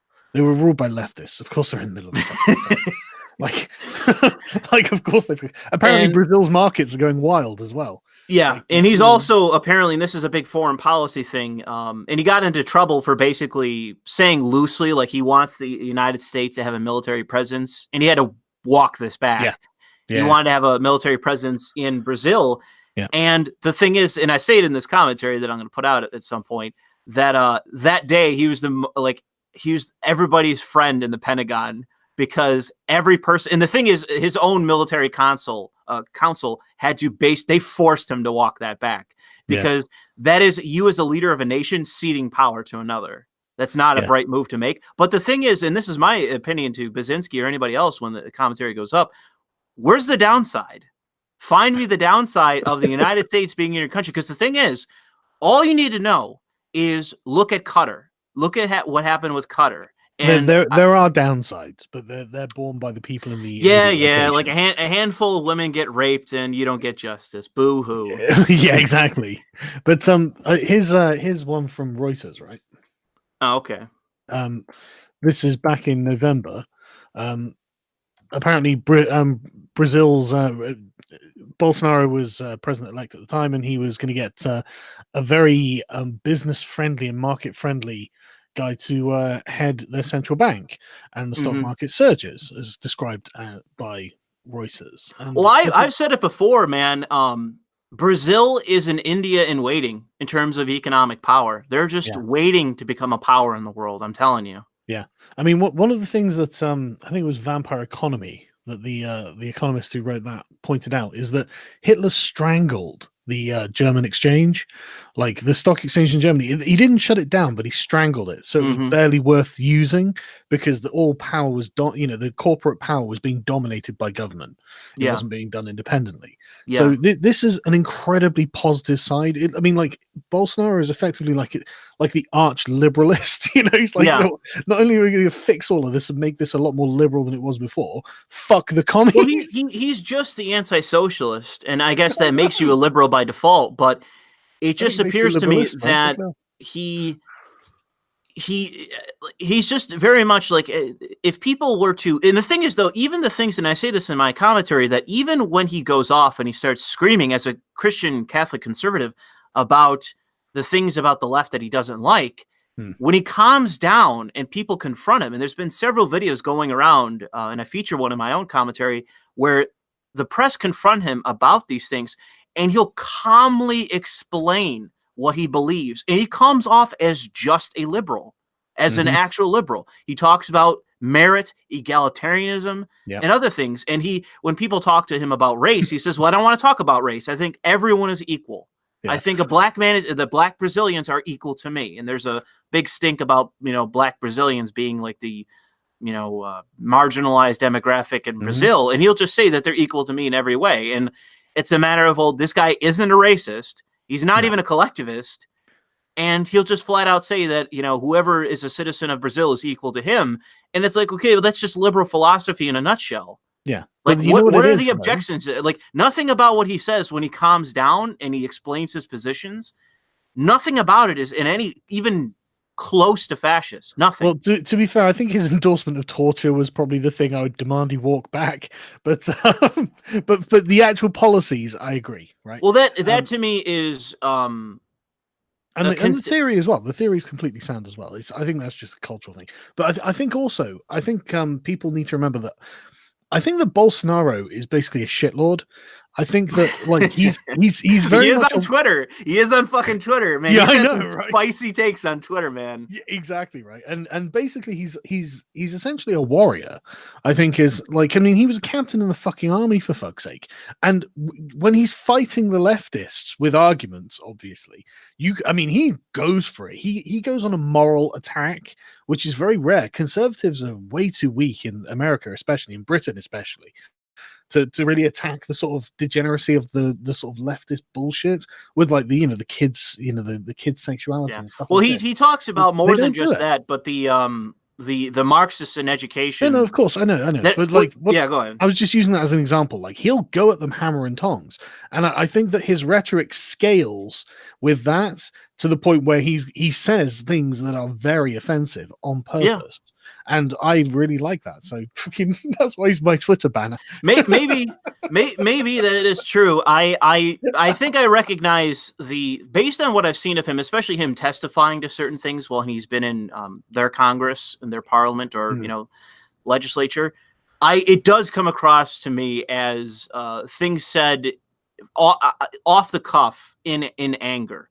I recognize that to some degree. Yeah. But I think that a lot of what he does say that even people will say is offensive. Like, they tried to string him up on a thing he said about like they have a similar system to the United States for like the native, like the Aboriginals. They have like their own sort of reservation system. Yeah. And where they've given them land in the forests and stuff like that, like the rural areas. Mm-hmm. And he said that the left views them as a petting zoo. Mm-hmm. And he said it in anger. But the thing is that like he didn't walk it back. He just said, no, what I mean is they don't view them as equal, and they don't want them to be equal to every other Brazilian. They just want them to always be the Aboriginals, the different, the other, the segregated, the separatist. And I absolutely agree. Yeah, and that sounds remarkably like Richard Spencer's opinion when he wants to sort of like release them back into the wild or whatever. And it's like, that's a really condescending view. And the progressives have exactly the same fucking view. Yes, yeah. And it's just like, man, you guys, really are two sides of the same coin. Horseshoe theory is continuously vindicated. Well, if you want to, we can go to that story, because I already said I had some spicy takes that I put out on Twitter that people, laughed at and liked. But the thing is that when I made the tweet about, how I felt so bad about what happened to that Native American man that I went to my local reservation. I live like a few minutes from a reservation and donated a case of whiskey. The reason why I tweeted it out, it is a joke, but the purpose of the joke is to be offensive intentionally, because while we're over here talking about, the poor Native American people, it's like, go to a reservation and see what it's like. It's a fucking disaster area. It's worse than any fucking ghetto. Yeah. We're not helping these people by keeping them. They have a suicide rate that I think is like 3 or 4 times higher than any other fucking demographic. Yeah. And it's like no one on the left wants to talk about that. Abuse and all this sort of Drug stuff. abuse is like 4 times higher than any other demographic. It's incredible. But anyways, let's go to that. Let's go to the story. Before we go to that, let me just Matt606, one of your admins, says Bolsonaro has never said or done anything wrong. Matt, that is the most true statement that I think it is possible to utter, especially when he promised that he wouldn't even rape someone. I thought that I was I was so about impressed. That. I was so fucking impressed with his wouldn't even rape you stance that I was like, right, okay, this guy has to be my Twitter header. He has to be my avatar in the world. I forgot about that. I forgot when he said that. That was so fucking funny. Legend. So Brzezinski updated a couple times in Super Chat. He said Bolsonaro won because everyone was very tired of our Labor Party, and it's the Workers' Party in their country.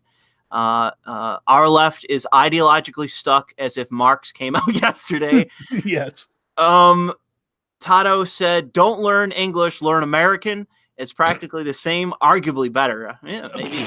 Demonstrably inferior. It comes free with a gun and a cowboy hat. That's actually untrue. It comes with a free gun, a cowboy hat, and a bottle of Jack Daniels. That was one of the best jokes I think I remember from Family Guy. I think it was either Family Guy or South Park, where it was like a sale at a liquor store, and it was like a bottle of a whiskey bourbon or bourbon whiskey, and it comes with a free gun. I thought that was one of the best jokes from whatever it was from. Somebody asked if we can get Baczynski on for a live commentary. Maybe I already had him on once, but maybe another time.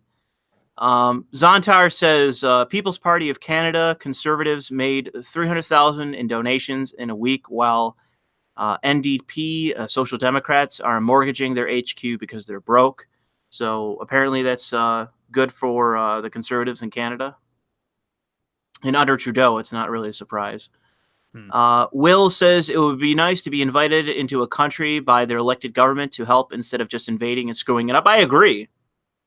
And by the way, the Pentagon absolutely wants a base in Brazil or somewhere close to South America other than Colombia, where we already have territory or, space there for our infrastructure. We want something very close to fucking Venezuela. I'm telling you that. I know this based on the wonk stuff that's come out from the Pentagon and like the military people, like the foreign policy people. They want something near fucking Venezuela. Because I'm not really sure what they think is going to happen there, whether it's going to turn into, a proxy for China or something else, or if they're afraid it's going to become like Somalia and fall the fuck apart. But I know for a fact that the Pentagon wants something near Venezuela, and it is because they expect something to go on there. Someone said that I left a tab of CP, otherwise known as the Loli, open, and that's demonstrably false. Anyway, so if you want to, we can go to the Sandman story. Yeah, go on then. Let's go for this. What's your take on it, man? So just to explain what happened, even though I'm pretty sure everyone's aware of what happened, there was this big march in it's like a yearly thing, I believe, in Washington D.C. It's called, I believe, the Right for Life March or Right to Life March. March for Life or something. March for Life, that's it. And so it's a bunch of Christians and a bunch of conservatives that go to Washington, D.C. and basically have a big rally about abortion and that they're against it, that they're in favor of, keeping the child or giving it up for adoption or what have you. And it's just a political rally that's fairly common, and it's a fairly common position in the United States, mainly among those that are very religious, typically. But one of the people that were at this demonstration, or one of the groups, was this group of all boys high school, which let me see if I can find the name of the Catholic high school. Trying to remember what it is. I guess it doesn't really matter. It was a Catholic high school. Yeah, I can't remember the name. Oh, Covington. Covington yes. Archdiocese Covington Catholic School, and it's in Covington, Kentucky. So they were there for the march, and a bunch of these kids were, I believe, at the Lincoln Monument or Lincoln Memorial, and they were standing on the steps, and they were doing chants. Like they have like their own school chants. They're part of some like social club within the school, and a bunch of progressive progressive protesters were also there to protest against, or I guess in favor of abortion or women's choice, however you want to describe it. Although based on what I've seen, there are pro-abortion activists out there. It isn't a matter of like pro-choice; it's just pro-abortion. They're out there and they're fucking crazy. So while they're on the steps, and there's video evidence of this, a Native American protester approached the boys, and he was pounding on a drum and chanting. And the boys, who were already chanting, saw this protester and started chanting along and clapping along to him beating on this drum, because they thought that he was like, a street performer or something associated like that. where they didn't think anything of him that was in any way negative. They thought, oh, here's a street performer. Let's clap along because we're already chanting. But the issue is that the guy then got into, and here's a decent photo of it from the AP of this Native American protester, and he is an activist, like a sob story activist who draws these kind of stories out. He was in a Skrillex video about and the theme. I watched the video, and the theme of the video was that the Native Americans could bring rain and wash away like the repossession. Was he actually in a Skrillex video? Yeah, he was in it, right? He was playing this Native American father who was being oppressed by the white man. And then in 2013, he was involved in allegations of racial harassment. Yeah, he's a racial agitator, or what is it? Grief hustler? What is it? People say race hustler, but grifter. No, let's call them grifters. All right, because the left is calling them grifters, so I guess everyone's a fucking grifter now. Fine. Well, so what happened was this guy got into the face of this kid, not the other way around. He just stood where he was, and this guy got in his face, which I have to say is aggressive. It's aggressive on behalf of this Native American guy. The other thing was this guy to his, you could see in this photo to his right, this guy right here with the stupid mustache. I'm pretty sure it was this guy was racially agitating against these white kids. Yeah. They caught him on film, in audio, telling these kids to go back to Europe, saying that white people do not belong in the United States. This is stolen land. Go back to Europe. So what happened was that in response, the kids said, oh, fuck you. They didn't say fuck you, but they said that's offensive. You shouldn't be saying it. They didn't say anything in like really over the top in a response. My response would have been, fuck you, get away from me. But they basically just disagreed. They said, oh, we don't like you saying this sort of thing. Please stop. But what was reported on was that and it was reported far and wide, major networks, and even in conservative media, there are articles from conservative media that basically followed the narrative that what happened was a bunch of white high school students surrounded a Native American activist. I don't even know. They were screaming at him, build the wall. Yep. They were chanting "build the wall" at this guy and basically harassing him. This was widely reported and virtue signaled about by many people. Go ahead. The virtue signaling was just something fucking else. Yeah. Because it was, it was within moments that this was like within the space of like an hour. Yeah. From it becoming like widely disseminated to the hurricane of hot takes and condemnations and like ratcheting it up into their own fucking fury. This is easily the biggest controversy of the year so far. We're already 21 days in, and this was fucking this is one of the biggest controversies of last year. You know what I mean? Like the way that they're acted, like they've just, so many of this is just just verified leftists, right? Yeah, it's haunting the smug disrespect we all encountered. He's part of this sick indoctrination, a young radicalized Nazi. They were calling the kid a white supremacist out and out. Yeah, but that was the thing, they were saying, the build the wall is just a statement of white supremacy. It's like, well, they weren't even chanting that, so why are you bringing it up? That's why are you calling him a Nazi? Before you went and had a smoke, I said you should really consider doing a video on this because the reaction to this was so disproportionate. I can't think of something that was similar to this, even among what happened last year. I probably will have to, because it was really intense and it was really quick too. That was the other thing you mentioned. That's very true about this. The reaction to it was so quick that anyone in the right mind should have found it suspicious. But you know why? Is this actually what happened? I know exactly why, right? Listen to this from someone who claims to have a PhD. That face is exactly why genocides and atrocities happen. Right. Or Reza Aslan, have you ever seen a more punchable face than this kid's? By the way, that's another part of this that we're going to get to. Holy fucking shit, the death threats. Holy fucking shit, the death threats. Dude, I just retweeted one that was, I will suck the dick of anyone who punches that kid in the face. Just like there was offers for sucking dick for money, pure quid pro quo transaction. It means I'm going to get a blowjob. It was fucking insane. here's Kathy Griffin trying to dox them. Oh my god! Did you see some of her tweets? Like, yeah, they got worse from there. They were unbelievable. Let me find some. And here's another one. I'm going to call out real quick. A lot of conservatives fell for this. A lot of conservatives started virtue signaling. Yeah, they did. Fucking I haven't seen clear proof of him doing it outside of a retweet he did, but Ben Shapiro got shit on for this. S.E. Cupp got fucking roasted to death, and that's good because I hate S.E. Cupp.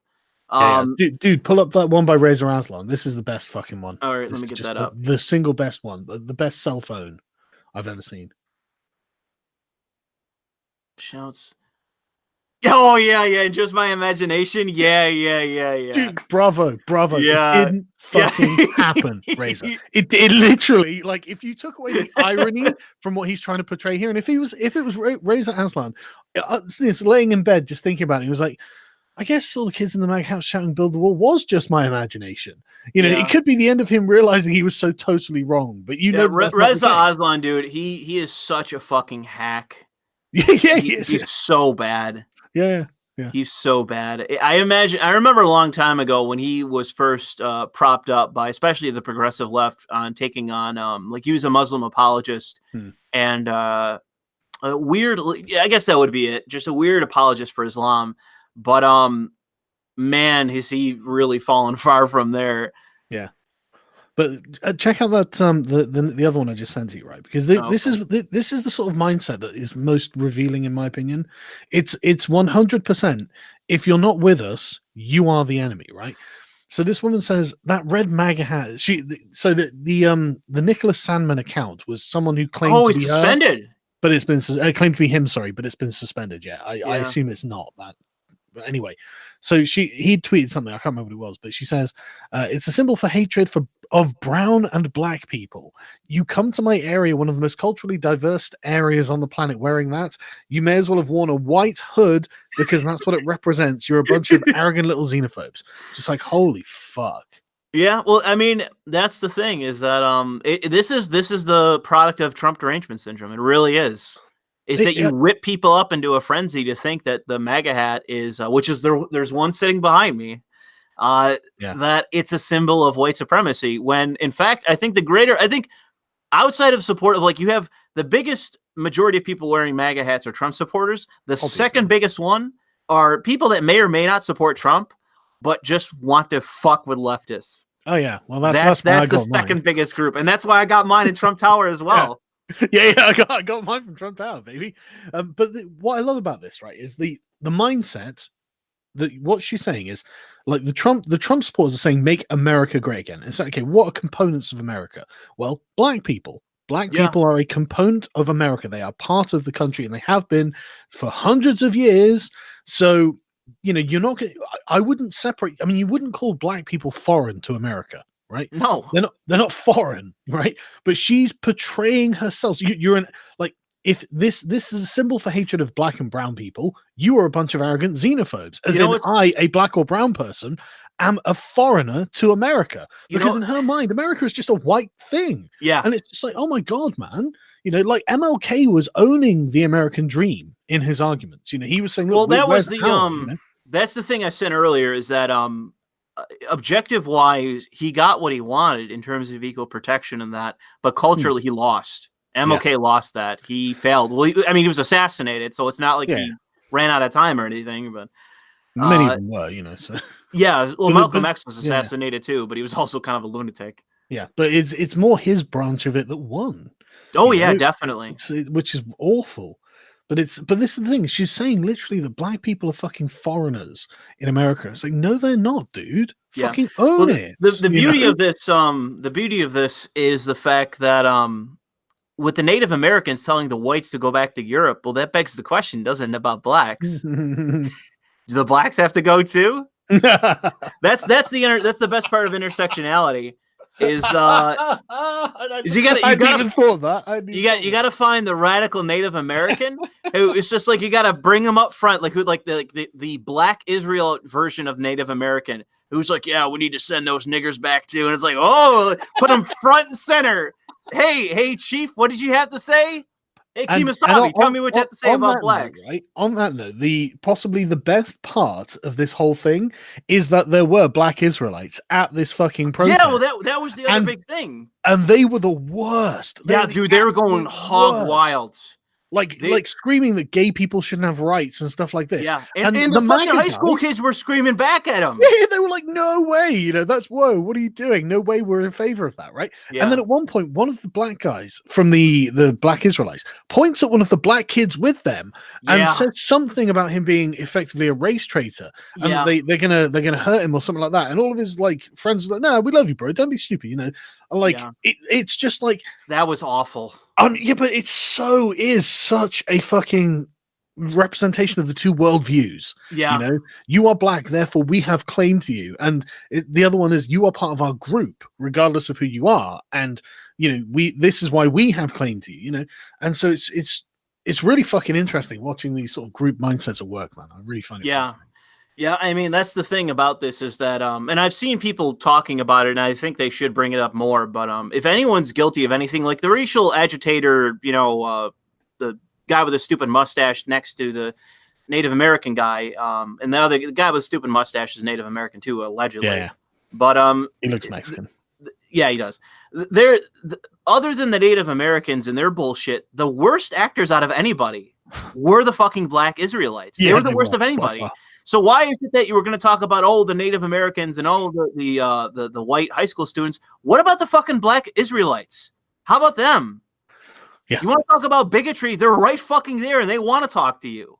I mean, they hate feminism. They hate gay rights. That's the thing about bigots. About bigots. They want to fucking talk to you.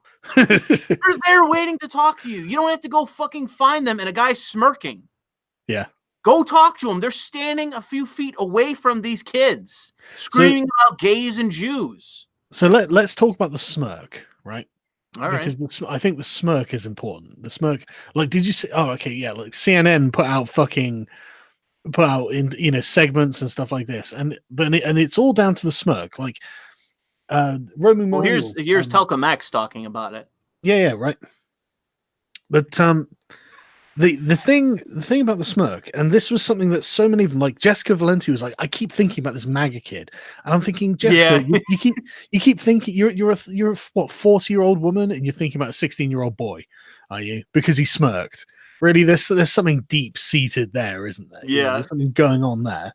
But with Jess, it's and I said this on Twitter, it's transitioning from the wall of 30 to the demolition of 40. Yes, it is. Yeah, but she already knows. She already misses getting catcalled. So yeah, well, she is at the age of spinster. She is now officially send her some sort of pin in the mail.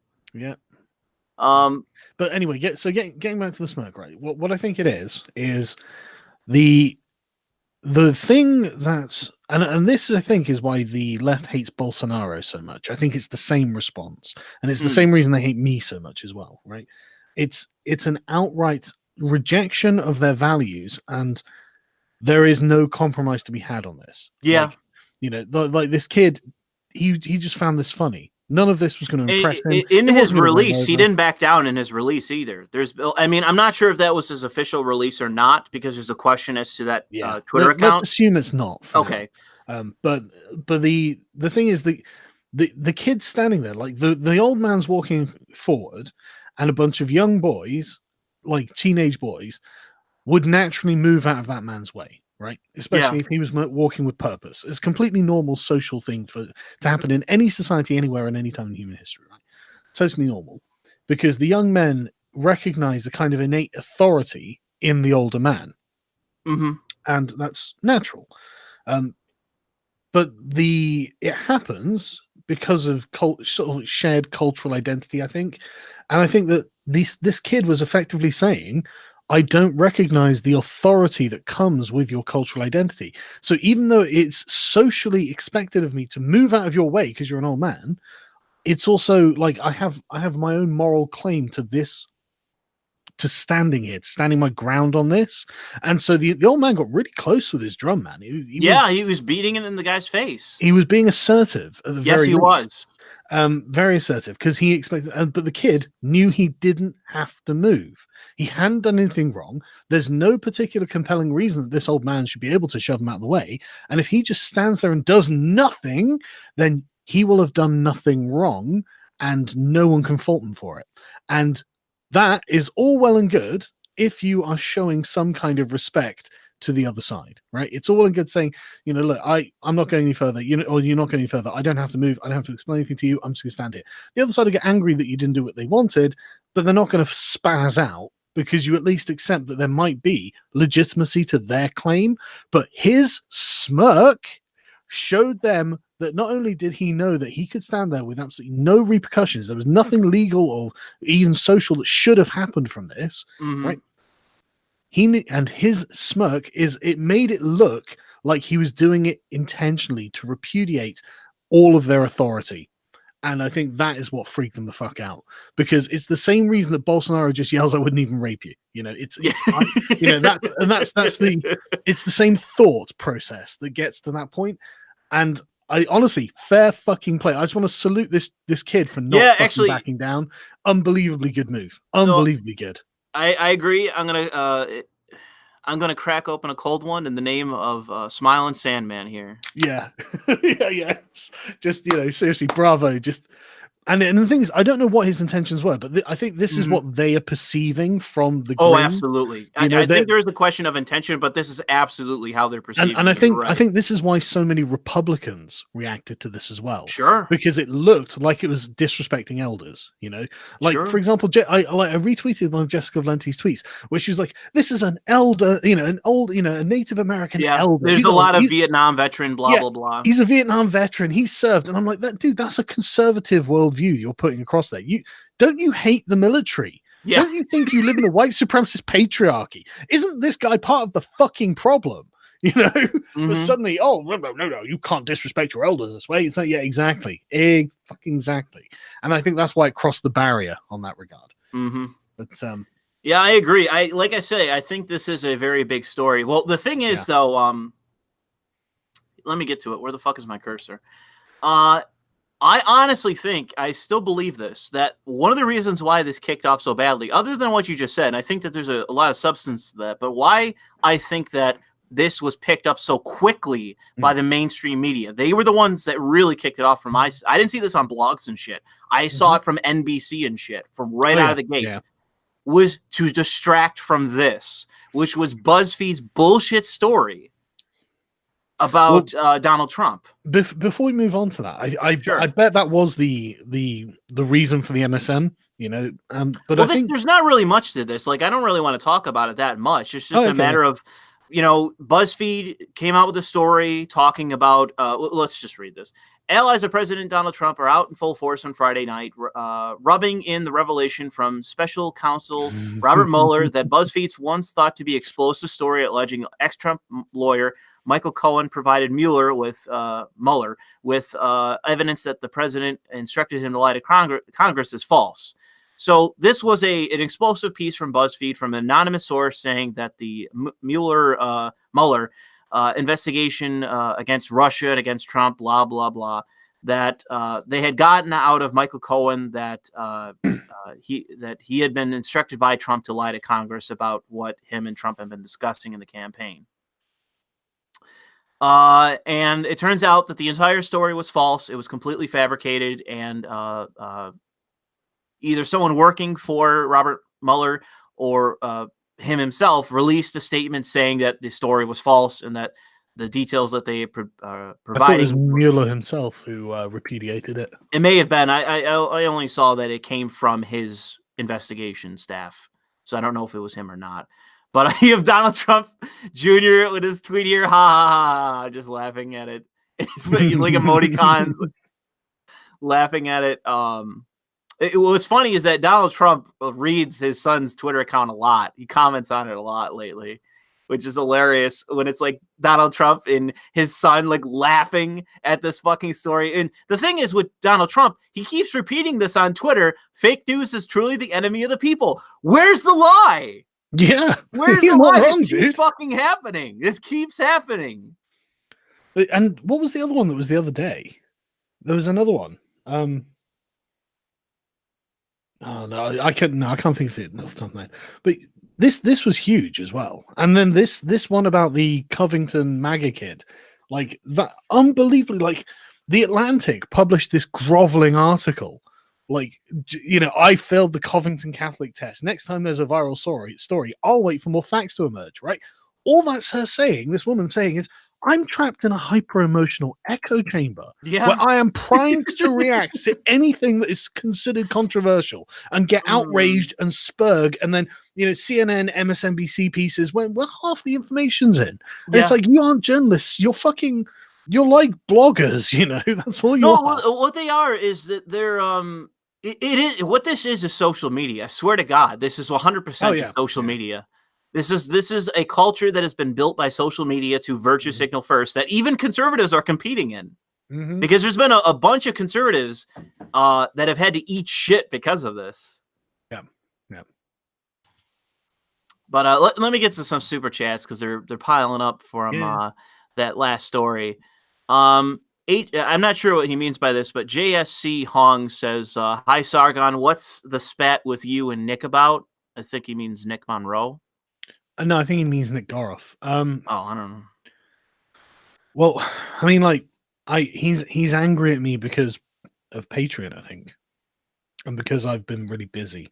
I haven't meant to not be I haven't meant to be negligent with anyone, but I just have a lot to do all day, every day, and I have a lot of people coming at me, and I guess that if the best way, if you want to keep in touch with me, by the way, is my Discord, which I know the link for it's broken. I'll put up a new one, but it's the easiest way because I'm just really busy all the time, and it's a lot of people I have to try and talk to. And I'm not trying to sound like a prick or anything, but it's just true. That's why. Yeah.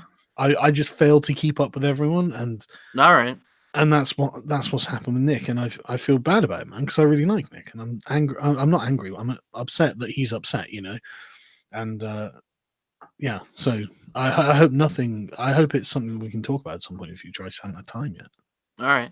Well, Baczynski says Mr. Medicare made a video about the Black Israelites debating the nation of Kemet way before he indulged himself in YouTube drama. Yeah, I remember that video. Yeah, that was an amazing video, and it's one I watch fairly regularly. It's just called "We Was Kangs," wasn't it? Or Kings.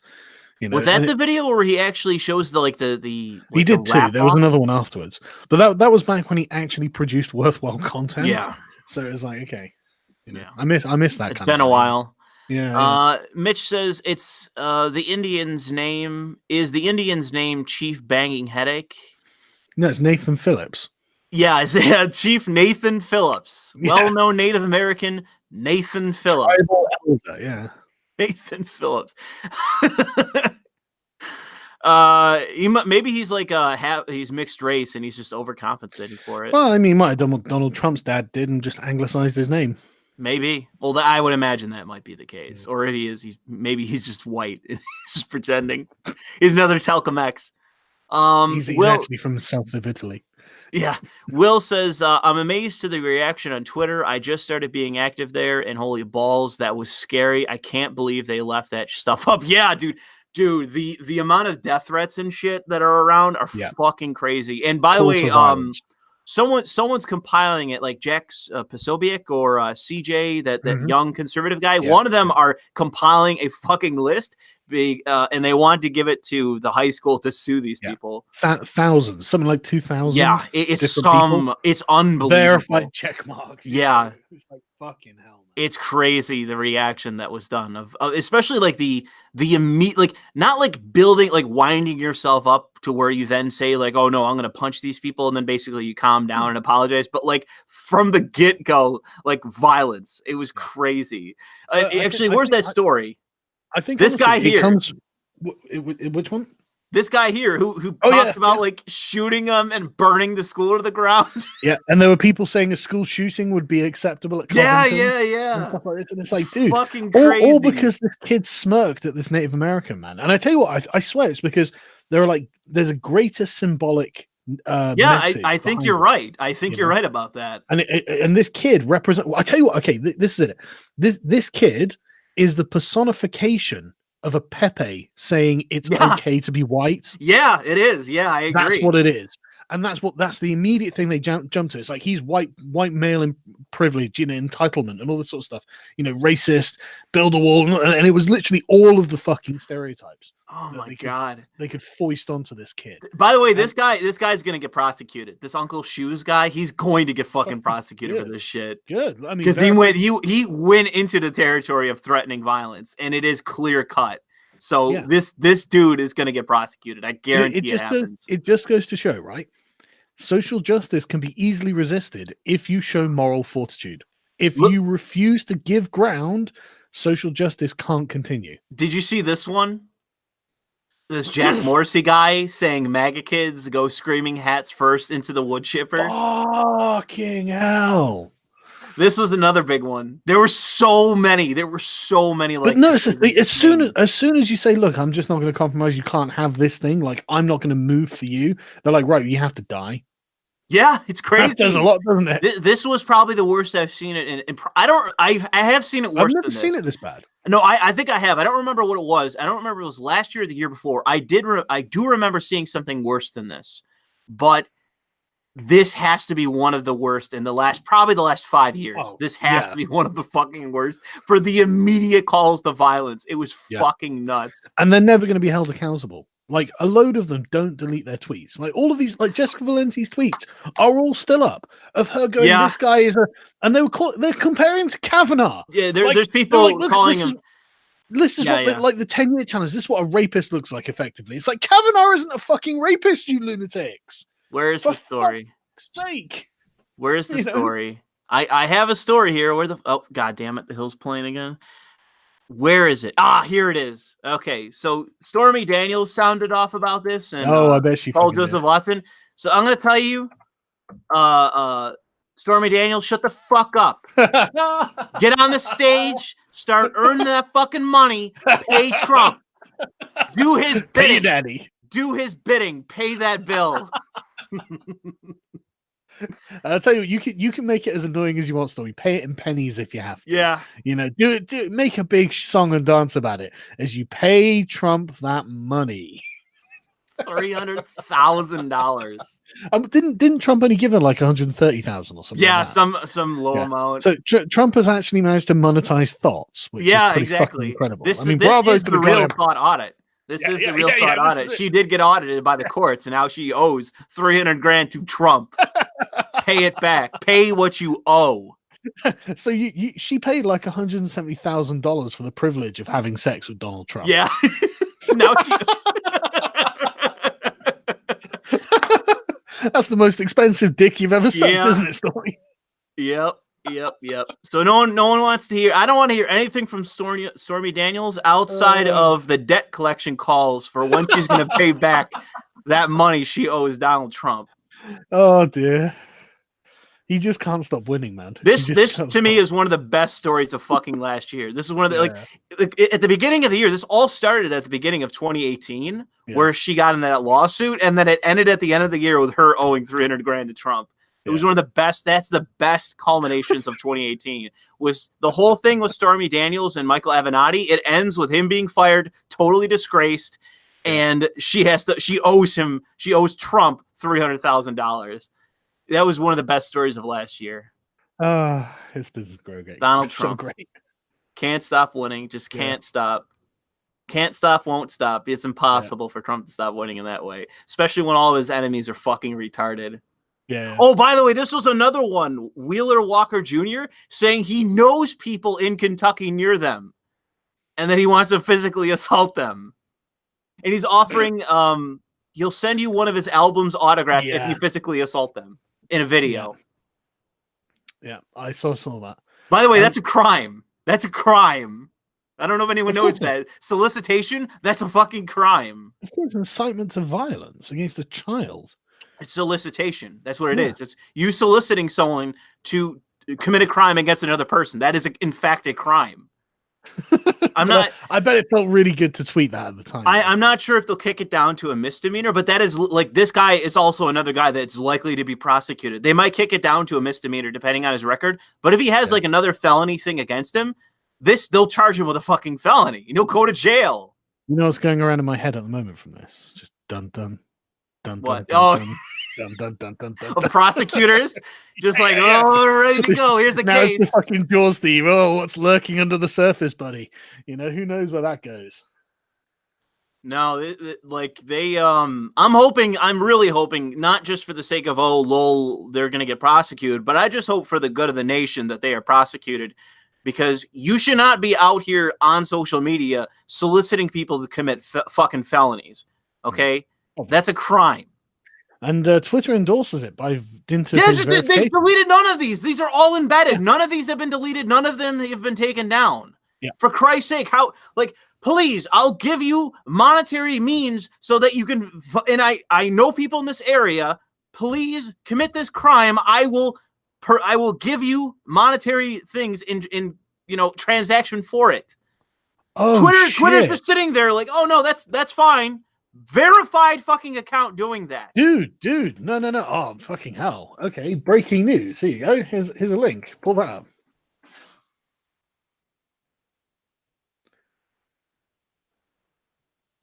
Oh, did he get away with it? Yeah. Oh no my god. Twitter doesn't even recognize that as a threat. Oh my god. Dude, it is from the horseshoes guy? Yeah, it's the house shoes guy. Yeah, house shoes. Oh my god. Yeah, that's what I mean. That literally just went across my timeline on Twitter. I was like, fucking hell. You know, fucking breaking news. Oh my god. Fuck. He literally advocates in multiple tweets to shoot them and burn the fucking school to the ground. Like, literally just no equivocation, no misunderstanding of what he means. Just literally burn the school down. Yeah. And Twitter's like, no, that's good. From a verified, oh my god. Do you want to hear a Bob Chipman take? Oh, I'm sure it's fucking insane. Right. But I guarantee you he doesn't threat physical violence. I guarantee you he doesn't. He's a crafty motherfucker. He's even worse, right? Bob Chipman is the head of the Gestapo. So good. If the world was just that, feeling would be really the fear of these Covington kids. Fears for their life because of what the left is doing to him and his peers. And Bob Chipman's just like, good. If the world were just that, feeling would follow them the rest of their lives. Following them always, keeping them from social mobility and even restful sleep. What did they do wrong, Bob? Like, what is Bob? He's kids. Everyone I know fucking loves Bob Chipman just because he has the fucking craziest takes. He is a Nazi. He is an ironic Nazi, right? He is like a legit left-wing fascist. Yeah, exactly. He is absolutely one of the fucking stormtroopers. He is one of the commanders of the stormtroopers who's like, yeah, Jews should never sleep. Jews should never rest. You know, there should be an eternal curse on the Jew. That's what he thinks about the fucking MAGA hat kids. It's like, Bob, what you're saying, curse them. You know, I don't want them to have restful sleep. Like, fucking hell, Bob. Like, that's some of grim fairy tale shit. Yeah. Fucking, what's wrong with you, you evil man? Yeah, he really is out there. He does video game reviews, in case anyone's wondering. I gotta catch up with the super chats here. We're getting behind again. I'm gonna go out for another smoke in a second. Okay. Last year there was we'll come back to it once you get back. Yeah. Last year there was a video of two leftist teens harassing an old veteran during the Kavanaugh confirmation. Did we harass him now? Yeah, I've seen that circling around. Nobody cared, obviously. Yeah. The Greeks respect wasn't a question then, obviously. The Greeks are basically Turks. I know I am about to marry one, and I'm white as fuck, a half Dutch, part Scot, part English. Let me just reiterate, like, Greek women are unbelievably good looking. Okay. And Greece is an unbelievably nice place to visit and probably to live, assuming you've got a job. But it's an unbelievably nice place with unbelievably nice people. The question of who is white is purely academic because the alt-right just wouldn't shut up about it. So the mission now is to just make sure that virtually no one is white. Yeah, or everyone is white. Them, yeah. I'm a very strict Nordicist at this point. Okay.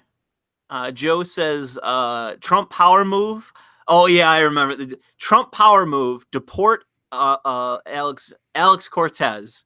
Red Dead 2 style, which what he means by that is hog tie her and literally physically put her on his shoulder and throw her over the border. Yeah. That was amazing as well. The Red Dead Redemption videos. deporting a Mexican. Yeah. What a madman!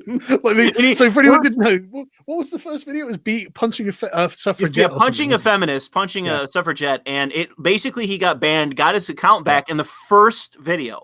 The first video back, there's a Mexican marksman that you meet up in the game and he challenges you to shoot. He hog ties that Mexican guy, brings him down to the border in the game, and literally physically throws him over the border and walks away. And then he uploads the video just for the title of deporting a Mexican. Yeah. Just like, you mad lad. Yeah. Absolute fucking that was after he got his entire account terminated just for that controversy. It got terminated. He gets it back the first fucking, he's still around doing crazy shit like that. Yeah. The first video back, he does that. He does that deport a Mexican video. It was so fucking crazy. Oh, he's my fucking hero. I swear to God. Right. I'll be back in 5. Okay. Does Wu says, if there's a silver lining in the MAGA hat Indian story, it's that the left spent the day just demonizing kids as opposed to sexualizing them. I'll read that to Sargon when he gets back. I got a video on that, by the way. At some point, I'm going to do a video on that. The two, Lactitia and the other kid. I'm going to do a story on that, as on the nude photo that one of them did. I'm going to do a story on that because it gets even worse. Thoughts on Tonkasaw and Raceworski fight? I have no thoughts on either. Mitch, Nick is wallowing in self-pity. He's pathetic. Okay, thanks, Mitch. Joe Runder says, watching older conservatives try to bend over backwards to appease outrage mobs is like watching your grandma try to send an email for the first time. I agree. Siley says, Nathan, return the whites to Europe. Phillips, I'm not sure if he didn't say that. Maybe he agrees with that, but it was the guy next to him that said that. He was the one that yelled at the kids that the whites need to go back to Europe. Oh yeah, someone reminded me of this. Rogue Crusader, thank you, Rogue Crusader. I'll bring this up to Sargon once he gets back. Philip DeFranco really fucked up. Really fucked up. He was one of the worst out there for basically, he literally called this kid a bigot, called that he was the face of hatred and shit. Philip DeFranco went hog wild in a fucking hot take. So I'm not sure if I'm sure he probably backpedaled later, but I didn't see it. Wire said, Tonka didn't fight Worski because he's too busy banging a drum in some kid's face. I assume that means he's Native American. Josiah says, leftists are calling conservative snowflakes for criticizing Gillette. Meanwhile, these guys are saying we should throw kids into the wood chipper. Yes. Inherent of Lady Columbia says, either of you read The Accidental Superpower by Peter Zahan? I've heard of the book. Great book that explains the end of the Bretton Woods free trade era and United States returning to being a superpower with no agenda. Rest of the world fed. Will says, damn, Sargon smokes more than me. Kai says, you were completely civil in the face of aggressive harassment. I hope your life gets destroyed, in quotations. Nice seeing you stream again, my man. Yeah, this was, I think, like I said, I do think Sargon should do a video on this. I really do think so, because there are people doing videos on it, but this was probably one of the worst things of this year, last year, of the last 5 years. The overreactions to what happened and the violent, emanations that have come out of the left. This is one of the worst that I've ever seen. I've only seen one other time, and I don't remember what it was. Maybe it was Charlottesville. Maybe Charlottesville was the event that I was thinking of, where there was more violent ideation coming from the left. But this was similar to that, of how more than willing people seem to just beat people or solicitate violence against people through other means. But yeah, this is pretty bad. Let's see here. I'll keep that on screen. Let me find those few quotes that I was going to read to people. Actually, I missed a few. Gravedigger says, if intersectionality is followed to its natural conclusion, should not the UK expel all continental Europeans? The UK belongs to the Picts. I don't know that reference there, Gravedigger. Bazinski says, Bolsonaro was a close friend of my ex-boss. I personally met Bolsonaro when he was not president, had a 1-minute chat with him. Well, that's interesting. That's interesting to know you've actually met the new head of state of your own nation. Christopher says Tim Pool just put out a video about the Native American being accused of lying. Wow, really? Okay, I'm going to reference that when he gets back. Wow, that's crazy. Apparently, he's being accused of lying about being a Vietnam veteran. Wow. Stolen valor, man. That's crazy if it's true. Laura says PewDiePie for UKIP meme SAR 2019. I agree there, Laura. But yeah, Des Wu, I'll read yours when he gets back. Where's the other one?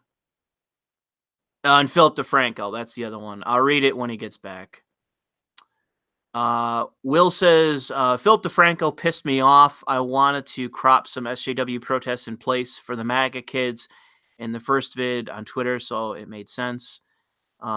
Nicholas says, I agree with Sargon on Greek women. I'm the original poster. My fiance is smoking, so is her sister and cousins. On the race thing, I don't care as well, but I like stirring up the Greeks with the Turkish heritage truth. I don't really know much about Turkey or the Greeks in that regard, so you're free to stir that up in a reference that I don't know. But yeah, when Sargon gets back, I'll talk about Philip DeFranco because I agree that he really fucking stepped in it.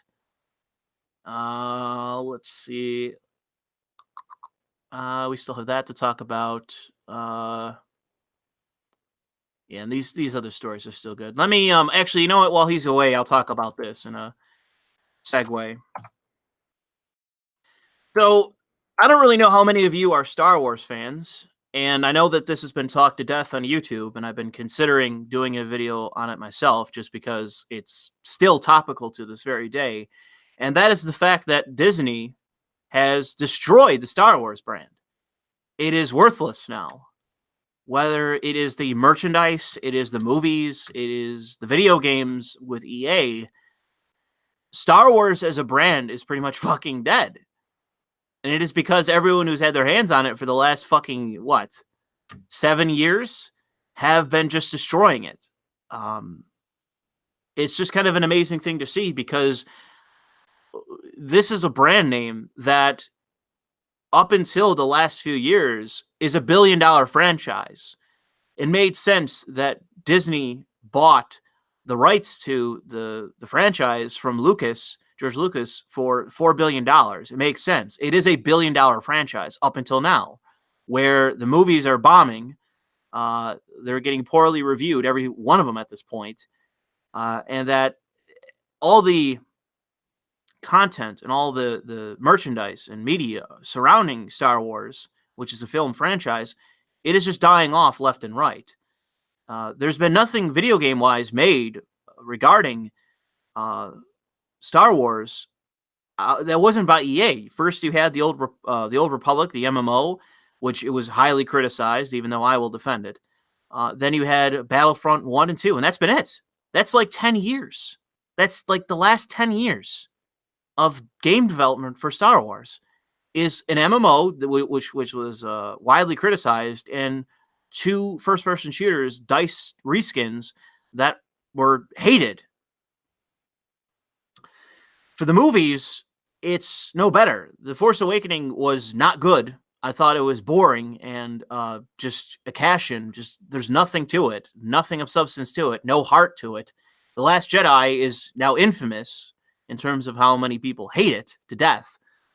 And whether it's the comic books or the rest of the surrounding media, it's died off. There's no more books. The books were a booming industry up until the last few years. There were many of the like Lucas books based on a whole series of different novels from different writers that I don't see them anymore. I don't see them coming out anymore. There's just nothing anymore.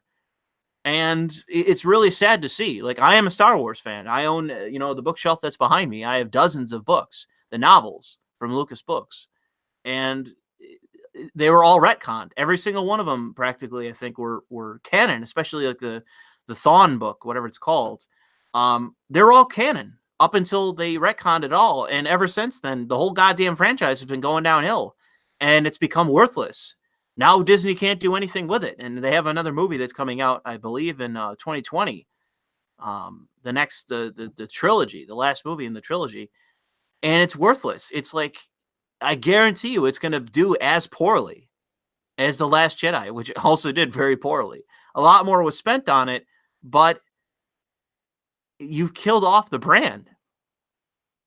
I know that this is very much off topic compared to what we were speaking to, but I am a Star Wars fan, and this is really depressing for me to see. It's why I've never really done a video on it.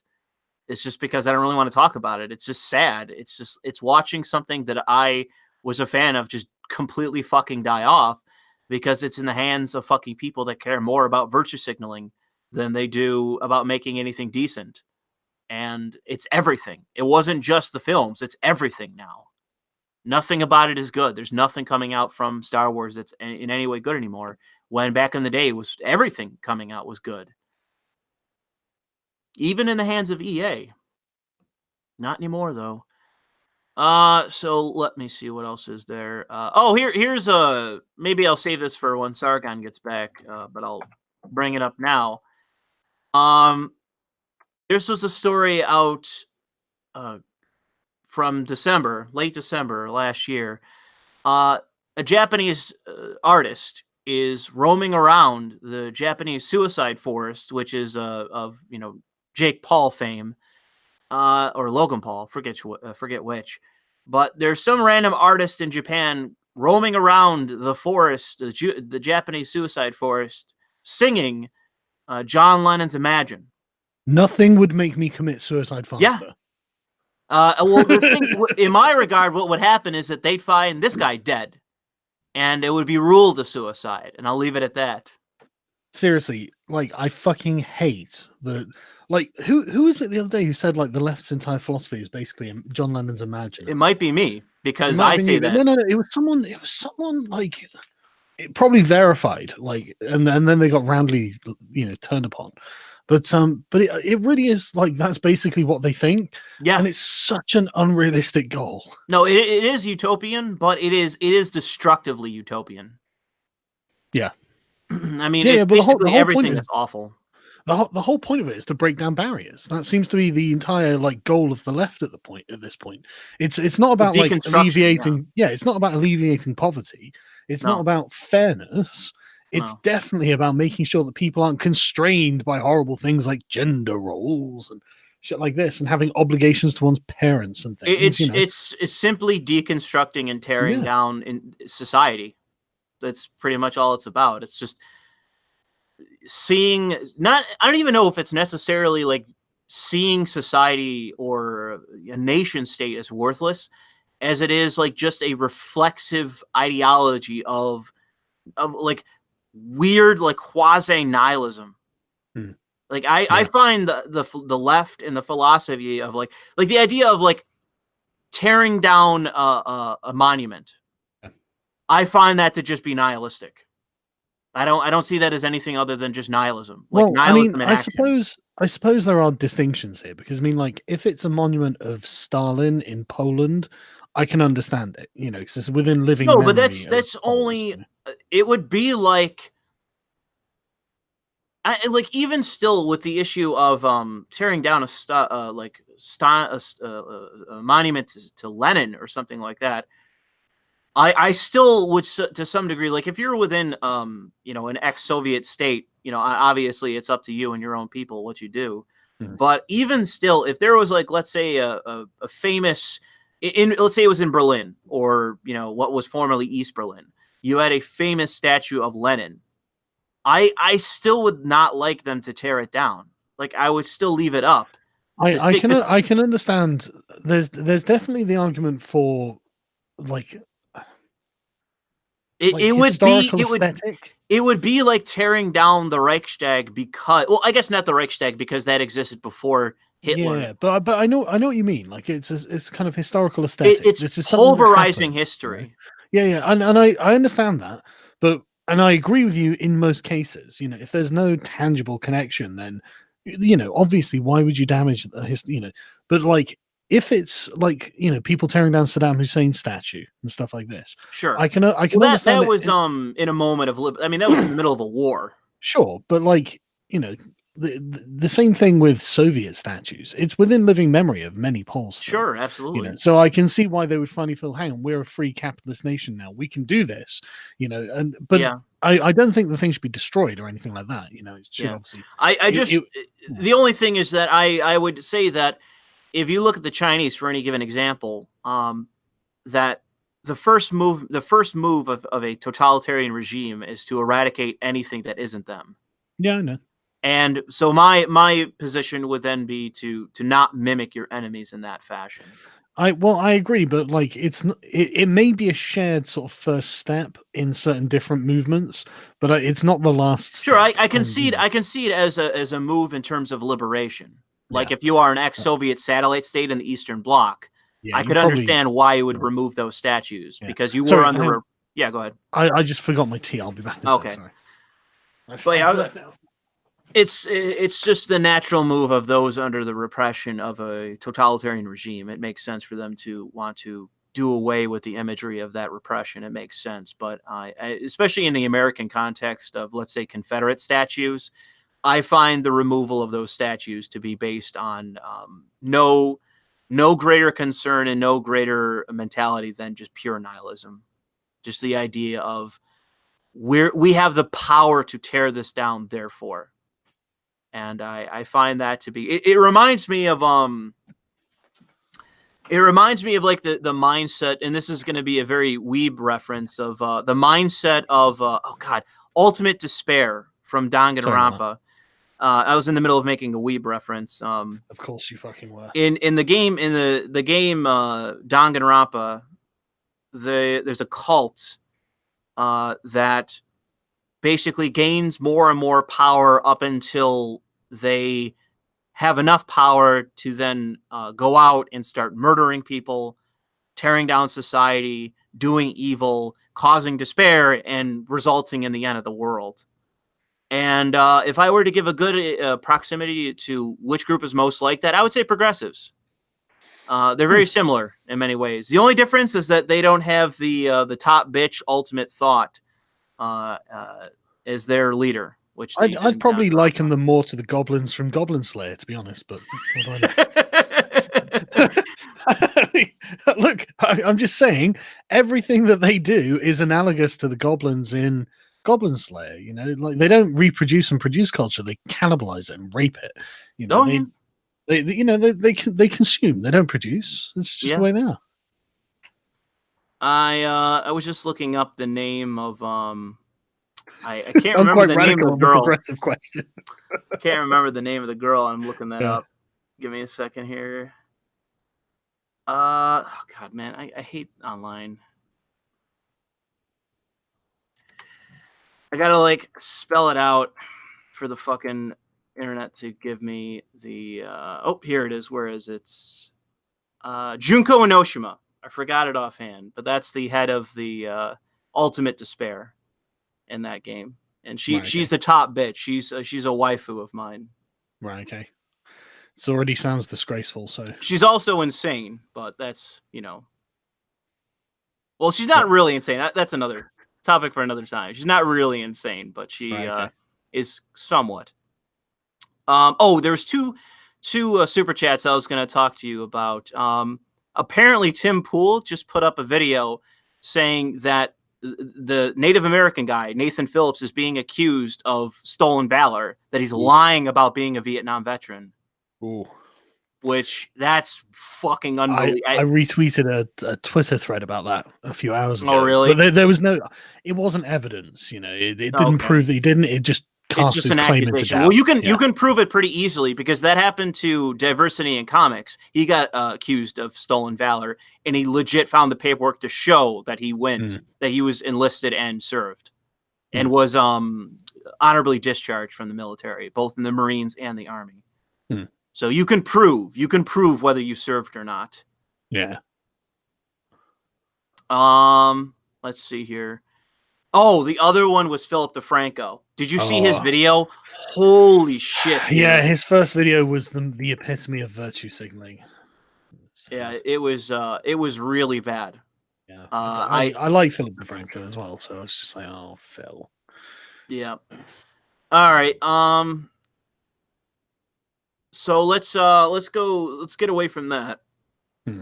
And let's talk about, no, not that. The fact that Donald Trump is following through on his promises, and he is now pulling us out of Syria and Afghanistan. This, to me, is one of the biggest pluses that Trump gets. This is a big thumbs up to Trump. He promised this on during the campaign, and he's doing it. And John Bolton, his defense not secretary advisor, he said that Donald Trump was going to have stipulations and there's going to be a slow withdrawal, and he just totally bypassed him and did it anyways. Well, I mean, there are going to be consequences, obviously. But, sure. And Rand Paul went out and just went to bat for Donald Trump. And this is not the first time he's done it, but Ron Paul went out swinging, saying that, this Ron is Paul exactly well, what he... Ron Paul, I imagine, did as well. Oh, sorry, Rand Paul. Rand Paul, his son, the Republican senator. Yeah. But that's good.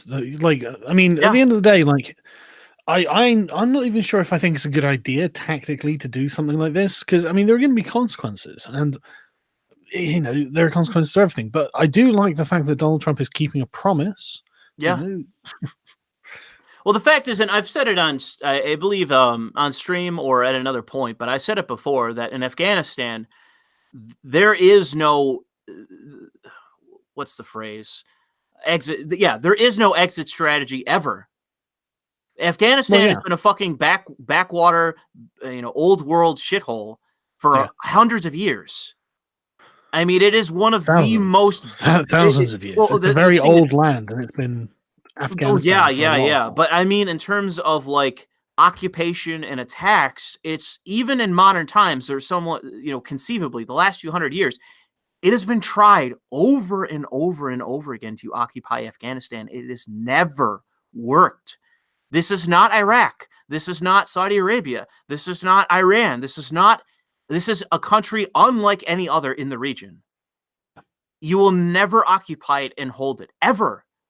Well, even in you'll never pacify it. That's the problem. Yeah, like you'll never make it. The only way is if the Afghanis pacify it itself. If they build it up, and then it gets invaded, and then pacify it to that method.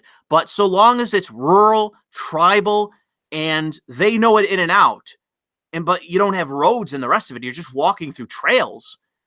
There is no taking it. Yeah. So we could be there, and I mean this, we could be there for the next 100 years, and it could be exactly the same as it is now. Exactly. So I don't see the point. It's, I guess, strategically necessary in that way, which is why the US is there, but because it's like a hub in the middle of Asia. But that's the reason. Geopolitical influence, I would say. Yeah. Well, apparently there are minerals there as well, which is useful. Yeah. Well, then send contractors. You don't have to send us.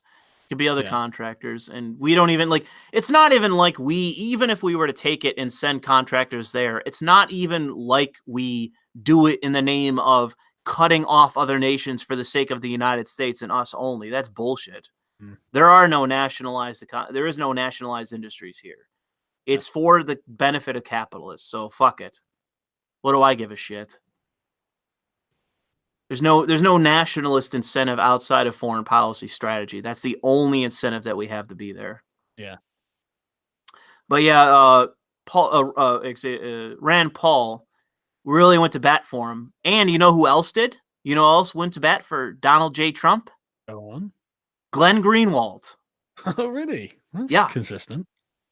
So Glenn Greenwald praised this decision and illustrated that the Democratic Party is being overtaken by fucking neocons.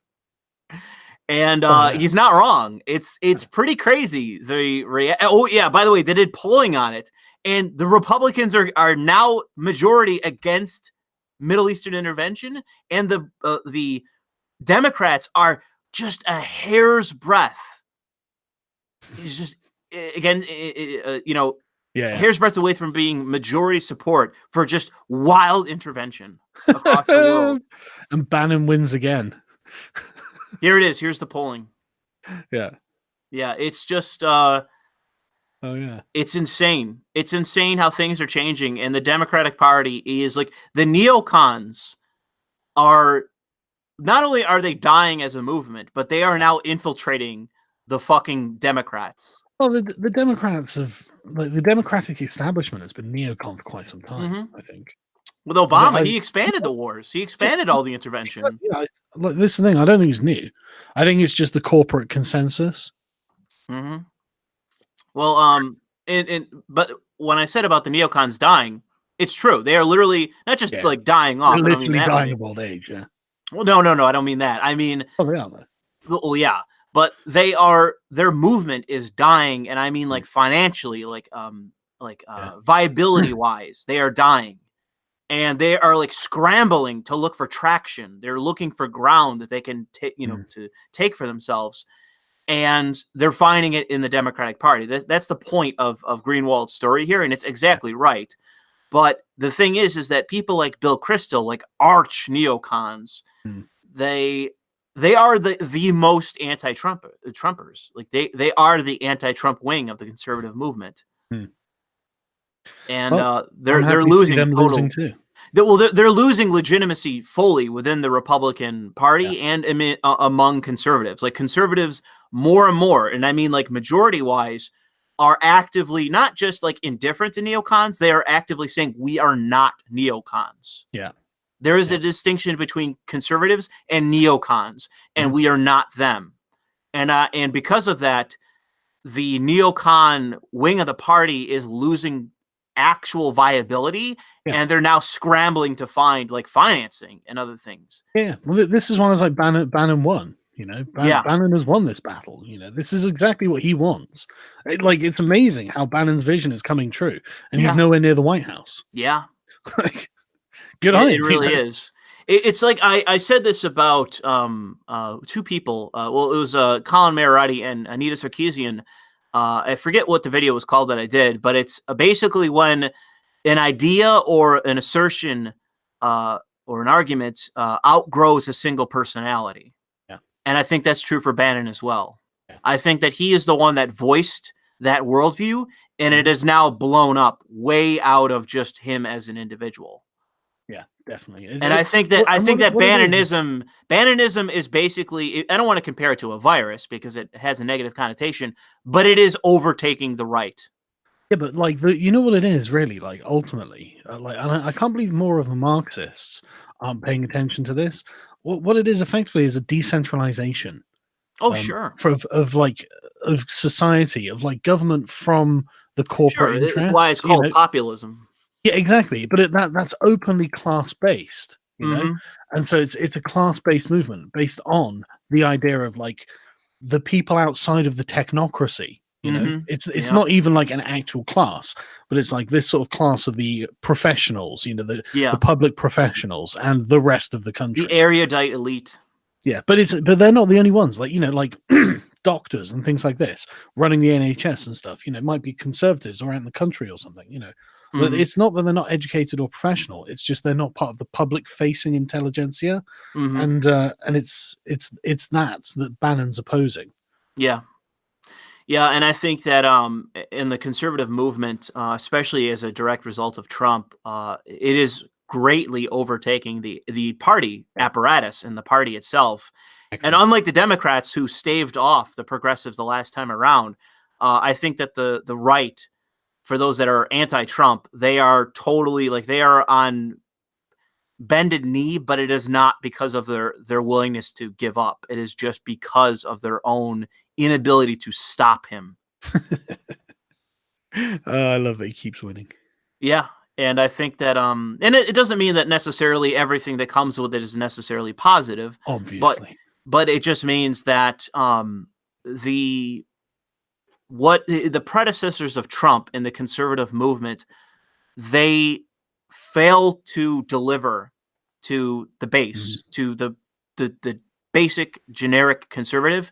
They failed them too many times, and now the conservative, the generic conservative, the general conservative is just rejecting them. Yeah.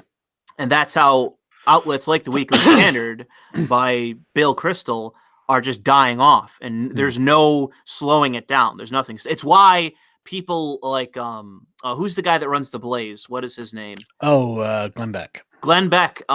It's why he is such a shapeshifter. He's such a chameleon. Yeah, is because the evangelicals that he used to use as his base are flying away. They're floating away. Man, I tell you what, I really got the feeling recently that he's turning like progressive. Like, he was for a while. He was mimicking I don't watch any of his stuff, but like every time I hear someone talking about his opinion or something he said, it always sounds remarkably kind of leftist, and I'm like, okay, he's a moralist. He is a moralist, and so that I think that when that is your rudder, you only go in the direction of your own ego and of just what is like the consensus for virtue. Yeah. I don't really pay attention to him, but I've listened to him enough times in the past to know that I disagree with him, and I think he's a fucking cancer. Yeah, I'm sure. We can skip past this for now with Google because it's okay. Google's Google, whatever. This was an article from NBC. And this, and I said this about the United States, and I don't know if I released this commentary, but I think that the United States, in terms of its culture, is sick. And that's actually a quote from Diversity in Comics, Richard Meyer. He said that with comic books in terms of what's going on, but I think that you can expand this to American culture in general. I think it is sick. And I think that this is an outgrowth of that.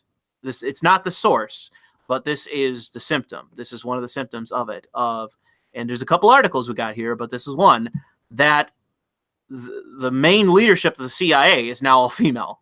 Well, this juxtaposes nicely with the military-industrial complex being run by women as well. There's the next article. That was the next one, is it? Yeah, there we go. Yeah, because I saw this one floating around a few weeks ago, and I thought, well, that's interesting. Yeah, because there was an article the other day. There's now a higher-ranked Marine. The first one is a black female. And it's they say in the article it's not the thing is with her is that appears to be just merit based, but in the case of the CIA, that is political. It is political. Yeah. Anyone that gets to a head of an agency like that, it is political. It is any person that gets in this position, it's one of two things: it's diversity hire, fill the role, or Machiavellian schemer. Those are the only two, I swear to God, in terms of women in these kind of positions. It's one of those fucking two. And it's in the classic example of the, there's two actually, for fill the role diversity hires is Kathleen Kennedy at Disney for Lucasfilms, driving the whole fucking company into the fucking ground, where they lost $1 billion last year because of her. The whole company did. And the other one is Susan Wojcicki. Terrible for the company. Terrible. The worst CEO that YouTube has ever had. Then you look at the sort of female leaders of Europe. Angela Merkel. How's she doing for Germany? Yeah. Not great. How's Theresa May doing for Britain? Not brilliantly. I mean, I'm just saying that maybe it's not a panacea just to be a woman. Yeah. Maybe that's not the magic touch. Maybe it's a woman and something else. Yeah, the big one. Spine. She's a big one in your media, but she's all over the place. Is the woman that ran HP into the fucking ground? That woman with that black hair. Gina Miller, is it? I don't remember her name, but she ran HP into the fucking ground, and they got rid of her. And now she's around, and guess her whole shtick is women in power. And by the way, next article, 3 in a row. House Democrats push for more diversity in top corporate ranks. Yeah, as if like just being a woman is important. It's like, well, not necessarily. Being a woman isn't here nor there. It's like Margaret Thatcher. No one ever took like like there are women who are good. Well, she was a Machiavellian schemer. That was. Well, she was also very idealistic in many ways. She's very. Very libertarian in many ways. But I don't think that a woman in her position got to that role by not being a fucking ruthless psycho. Absolutely, but every politician is. Yeah, that's. I was gonna say that. They're all like this. The ones that makes her like most of the other politicians. Then. Yeah, exactly. So that's hardly something we can indict her on. I don't because the thing is with Trump that's one of the qualities he has, but it's positive in enough ways. I mean, the whole point of Trump saying back in the day when he was on, what's it? Not real time television, reality television. Yeah. Of saying you're fired. That was his shtick. That was his catchphrase of "you're fired." That's him being a ruthless businessman. Yeah. And so that's the positive side of ruthlessness, is recognizing incompetence and disposing of it without a second being thought. An effective agent. Yes. Improving your own competence in that way. So yeah, I think that this is a symptom. This is a symptom of our sick culture, because the best case scenario of Gina Haspel in the CIA, and she's a long time agent within the agency, so there's a chance that this is possible. The upside is she's a Machiavellian schemer, and actually has a capacity for competence. The downside, or the worst aspect of it, the worst chance, is that she is like Kirsten Gillibrand. She's like Hillary Clinton. She is like Susan Wojcicki. She is like whoever the fuck it is for Disney. She's just incompetent, and she won't ever fucking go away. That's the worst case scenario in this. Well, they're never being held to account, because they were never being held to account for hired. their incompetence. Yeah, but there's no incentive to hold them to account either, because they were never hired on the basis that they're going to make good films or produce good products or whatever like that. They were hired to be women in these positions. Absolutely. So even if they fail, it doesn't matter. Susan Wojcicki, I think, what's her face at Disney, I think is the worst in terms of money wise. She's the worst. Probably. But in YouTube, I think with Susan Wojcicki, just competence wise, I think she's the worst, because she is so brazenly fucking incompetent that every time I see her name mentioned in another article, I just can't stand it, because all she does is do activist shit. Yeah. She like, you never see her in YouTube working. You see her all over the fucking globe virtue signaling and doing activism. Why the fuck isn't she in the offices in YouTube, actively trying to make this fucking company, other than it's in its current dog shit form, to where it's allowing competitors to spring up? Like, for the life of me, I'll never understand Google as a corporation and Alphabet as their parent company. Like, I'll never understand these people that allow incompetence to exist for the sake of whatever. Whatever is motivating them. The thing is, I think they can justify it. I think they make up excuses effectively. Oh, absolutely. You have to. So, yeah. So it's I mean, this is why it's all racism and toxic fandoms now. Now it's not that the women were wrong, it's that the fandom's wrong. And it's like, well, good luck, because they're your fans. Like, everyone knows what Star Wars is, and these are the people that like it, I talked about it while you were away, but it's the story of the year media wise, was the fact that Disney lost $1 billion on fucking Star Wars. $1 billion. It's $1 billion fucking franchise. It's a license to print money. It is one of the most fervent fan bases of all the different fictional franchises. Yeah. And they lost $1 billion on it. Yeah. For anyone who's not aware, like, if you're a millennial or something, like, it'd be like losing money on Harry Potter. Yeah, that is the equivalent. It is the equivalent of losing $1 billion in Harry Potter. And right now, by the way, for those of you and I'm not a big Harry Potter fan, Harry Potter right now is fucking exploding in terms of profit. Yeah. Fucking J.K. Rowling is going to buy like 10 more mansions that she's not going to put any refugees in. That is how big it is right now. Yes, that is exactly what's going to happen. She's going to be richer than fucking the owners of Disney at some point. Yeah, she's basically going to buy a church. They have like 3 video games in the making right now, by the way. I can fucking believe it. And it's insane how big of a franchise that it's becoming because of the whole, Creatures spinoff thing. Yeah. But it is still insanely popular. It's a woman's medium, but there's things about it that I don't hate. I like Slytherin as a house. I think the biggest mistake they made was going with Tom Riddle. They should have murdered his ass. I don't think I've ever watched an entire Harry Potter film. I watched the early ones, and I read I think the majority of the books. back when I was a kid. I didn't read the later ones, and I never watched the later movies. But that to me, if an actual Slytherin, you should murder Tom Riddle, who's the Voldemort, the big bad guy. Right. Okay. Like I said, I don't know because I've never watched it or read it. But see, if there's anybody in the audience that doesn't immediately call me a fucking faggot for talking about Harry Potter and any other reference than a negative one, feel free to comment. What do you think about murdering Voldemort in the name of Slytherin? Let's see here. Let me get to some quick super chat. Basinski says, you heard about Disney bombing over a fan for making... Oh, yeah. Well, they retracted that later. Disney stepped in and fixed that, so that's fine. There's a big backlash because they monetized or struck or whatever a fan film. Lucasfilms did. Or maybe it was Disney. I forget which. One of the others stepped in to stop the other, and the video was fine afterwards. So that was corrected. But it was a big stink because of that. As far as Star Wars material, I've been sticking to Legion's content, which is stories before the Disney buyout. God, I miss the Dark Horse days. Yeah, I know what you mean. Someone talking about Avengers Endgame. I'm not sure what that means. Rogue Crusader says, yes, John Lennon.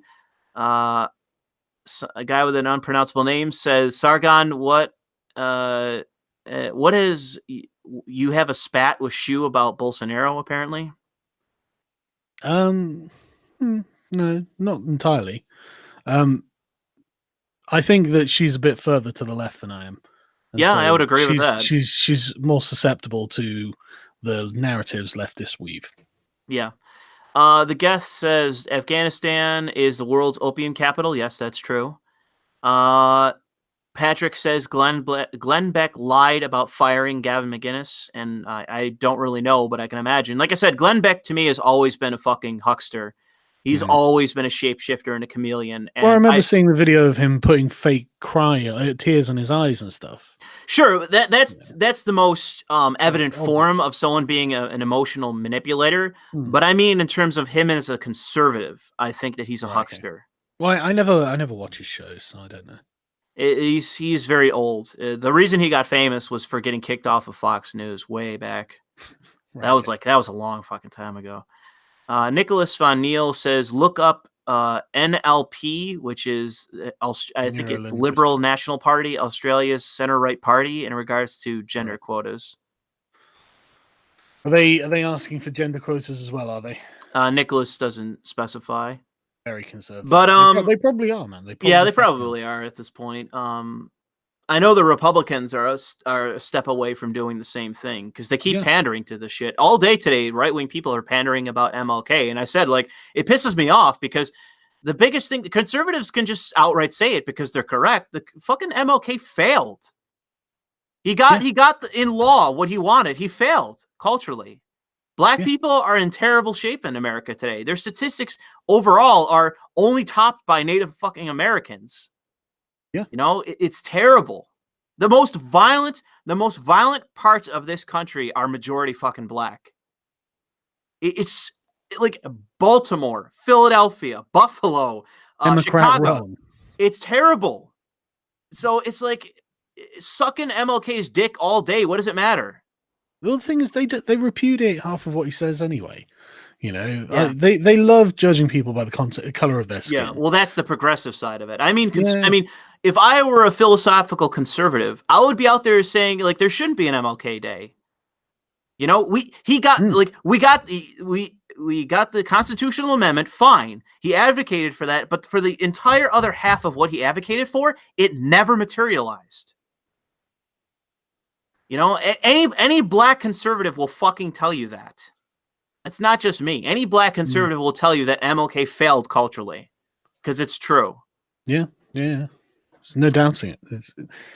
Unless you think everyone's a massive racist. Yeah, then maybe not. But the virtue signaling, and by the way, I retweeted it. Some conservative follower of mine sent it to me. There are defense contractors just embracing MLK Day. What does that tell you?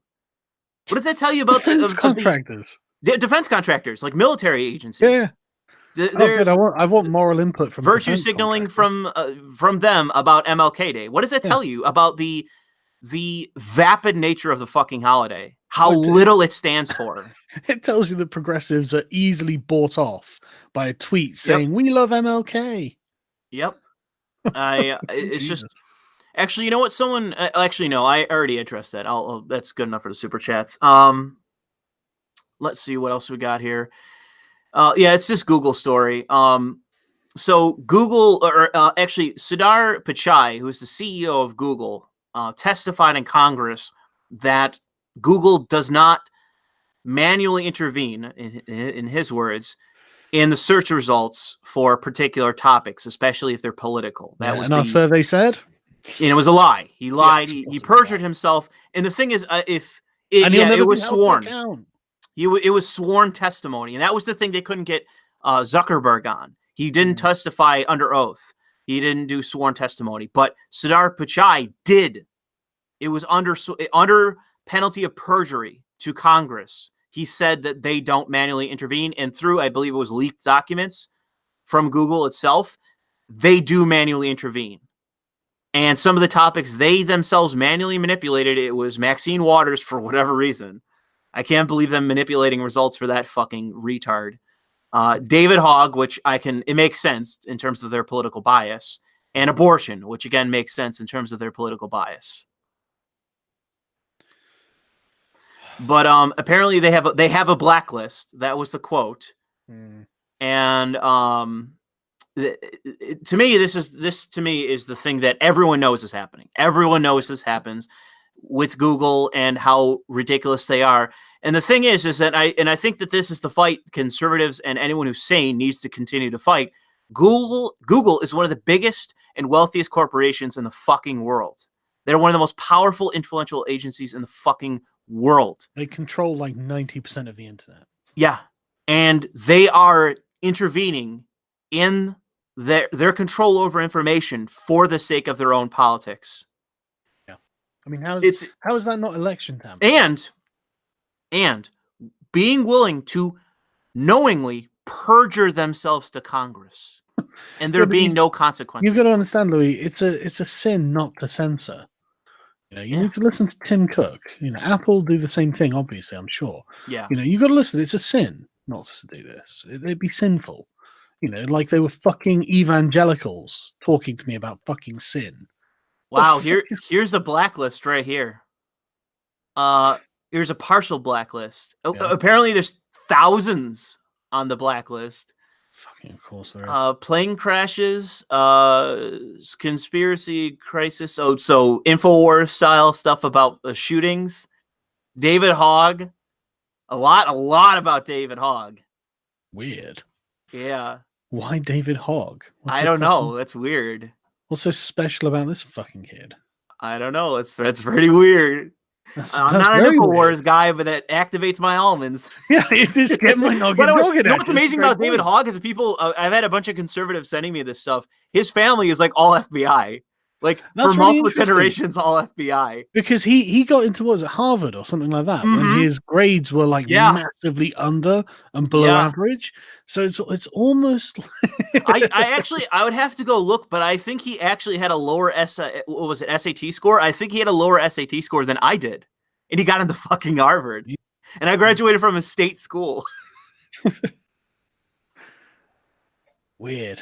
Really, in my defense, I did get admissions to University of Buffalo, which is a very prestigious school around here. There's a lot of Asians there. I'm competing with them. Okay. Oh, nice one. I got that Asian level IQ. If anyone asks. But yeah, so nothing's going to happen. No one's ever going to be. No. They'll get away with it once again. Only if the conservatives sack the fuck up, because conservative congressmen have the power. And the conservatives within the Department of Justice, they have the power to make this an issue. But I can only imagine they must be, and this is the thing, they must be desperately afraid of what will happen if they target Google. It has to be a fear of their power. That has to be it. I mean, shit. Because there's been so many hearings, they are aware of the fact that that not just conservatives, but the American people are unhappy with what's happening. Yeah. There's been so many hearings to this effect, in both with the Senate and with the House. But the thing is that this is a clear example of this guy, based on this leaked documentation, lying to Congress, which is a crime. But the thing is that I don't know if they didn't include any tweets by anybody. He might be untouchable, is what you're saying. Well, that's what I mean. It might be a matter of the Justice Department and the congressmen are afraid of him. They are afraid of the power he wields. They're afraid of crossing him. Even though he's he's like this fucking manlet, this nerdy manlet dude. But he is a ruthless progressive motherfucker at the head of a massively powerful firm, of which he is a token hire, so he will not be fired. And he's also, as far as I can tell, fairly competent as well. Well, he's certainly very progressive, if that's what you mean. Yes, he is. Self-avowed. Yeah, it's probably because he's a Jew. Sundar Pichai is a Jew? Obviously he's not. I'm joking. I'm so sick of hearing this, like, oh, it's the Jews who are the globalists. It's like, dude, no, it's not. It's globalists who are globalists. Yeah, definitely. Like, look at Ellen Powell. Is she a Jew? You know, like, the number of globalists far outweigh the number of Jews. And far outnumber the number of globalist Jews. Yeah, exactly. It's like, do you understand how many globalists will escape the firing squad if we go by your values? Yeah, seriously. There's going to be a lot left off. But seriously, though, I'm not joking there. Yeah. The next story is also related to Google in the Mumkey Jones situation. I had a lot of people ask me to comment on this, and I haven't up until now, really. And the fact is that it worked out for Mumkey in that he moved over to Twitch and got partnered and basically flipped both middle fingers at YouTube and that's nice. Moved on. So he has now moved on to Twitch for his content. But what was weird about this is the fact that's like using fucking Twitch, man. I liked his. If he does more Elliot Rogers stuff. Well, that was the thing. That to me is the thing. I honestly think that this guy, there was a conspiracy against this guy, in my opinion. Yeah, I think so. Based on the reaction by YouTube and what they did, I genuinely think that there is a conspiracy against this guy, and I do think it was because of his Elliot Rodger videos. Yeah. I think that somebody in YouTube, somebody like upper management or mid-management, who knows, basically flipped out or panicked and was like, okay, this guy's fucking gone, make it happen. And the underlings did their bidding. And that's what happened with this guy. He really did nothing wrong. No. Like, he wasn't in praise. No, he was satirizing. He was satirizing the guy and making fun of him. But the thing is that, and that's what I mean. Like, I think someone basically called, like, there was like people that made it an issue, or I think there's articles written about him. I think someone made us think about it, and I'm telling you, someone in mid-management of YouTube basically declared it. This guy's gone. Make it happen. Yeah. And that was it. Afterward, it doesn't even matter. Because people reached out, and this guy, like a bunch of fucking people with like millions of subs, tried to reach out to YouTube, and they stonewalled all of them. Yeah. So that to me says that there's a conspiracy against this guy. Keemstar was one of them. He reached out to YouTube, the connections he had, and he got stonewalled completely. I mean, well, this is what happened with me in Patreon. You know, you just get stonewalled. They just go silent. And they'll take you to a point where there's no winning. You know, like they'll put you in a position where there's no winning. So it's all right. Okay, you've done this on purpose, and they know they have. You know. Yeah. So obviously this guy got screwed, but I think that my opinion of him is he's moved on, so that's good. I'm glad that he's landed on his feet there, you know? But I do actively think that someone in mid-management, someone in YouTube who has some power, basically declared this guy persona non grata, and that was it. Yeah, there was no negotiation after that. He was just gone. Yeah, I can believe it. And I think that is all of those, but let me see if I have anything else. I think I have a couple. Oh God, these fucking Hill articles, they always have that video that plays. Let's see here. I'll get rid of these other videos. So this was a funny story out of Kansas, where they didn't realize that. I mean, this isn't even a slur, which is retarded. It's just an abbreviation or shortening of a word. That they have a bunch of license plates with the word Jap on them. So it starts with like JAP and then 505, or I think maybe it starts numerically where it's like 059, JAP. And they had to recall all of them. And it was like thousands and thousands of plates, I have to imagine. Or actually, they actually gave them out, distributed 731 that they recalled. But the thing is that I guarantee you they printed thousands more. How is Jap a derogatory term to Japanese Americans? I think technically it is a slur. I think technically, but it's basic. But the thing is that it has also an innocence to it. Like, who's that person? Oh, he's a Jap. It would be like saying it does have a negative connotation to some degree. But the thing is, it would be like, well, you're a Brit. Yeah, is that really negative? Well, yeah, that's the thing. I mean, I'd call myself a Brit. That's not exactly pejorative term in my opinion. But I don't think it's the exact. If it was a nip or something, I'd be like, yeah, exactly. A nip is a clear racial slur, and even though the thing is with nip is actually short for Nippon, which is I know. is the actual pronunciation of Japan. Yeah. But the thing is, nip is a slur. It is a slur. But with Jap, it's not just an abbreviation. You know who said Jap? World War II veterans.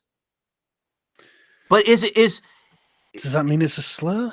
But the thing is that it's Vietnamese or Vietnam veterans called the Vietnamese gooks. That's a slur.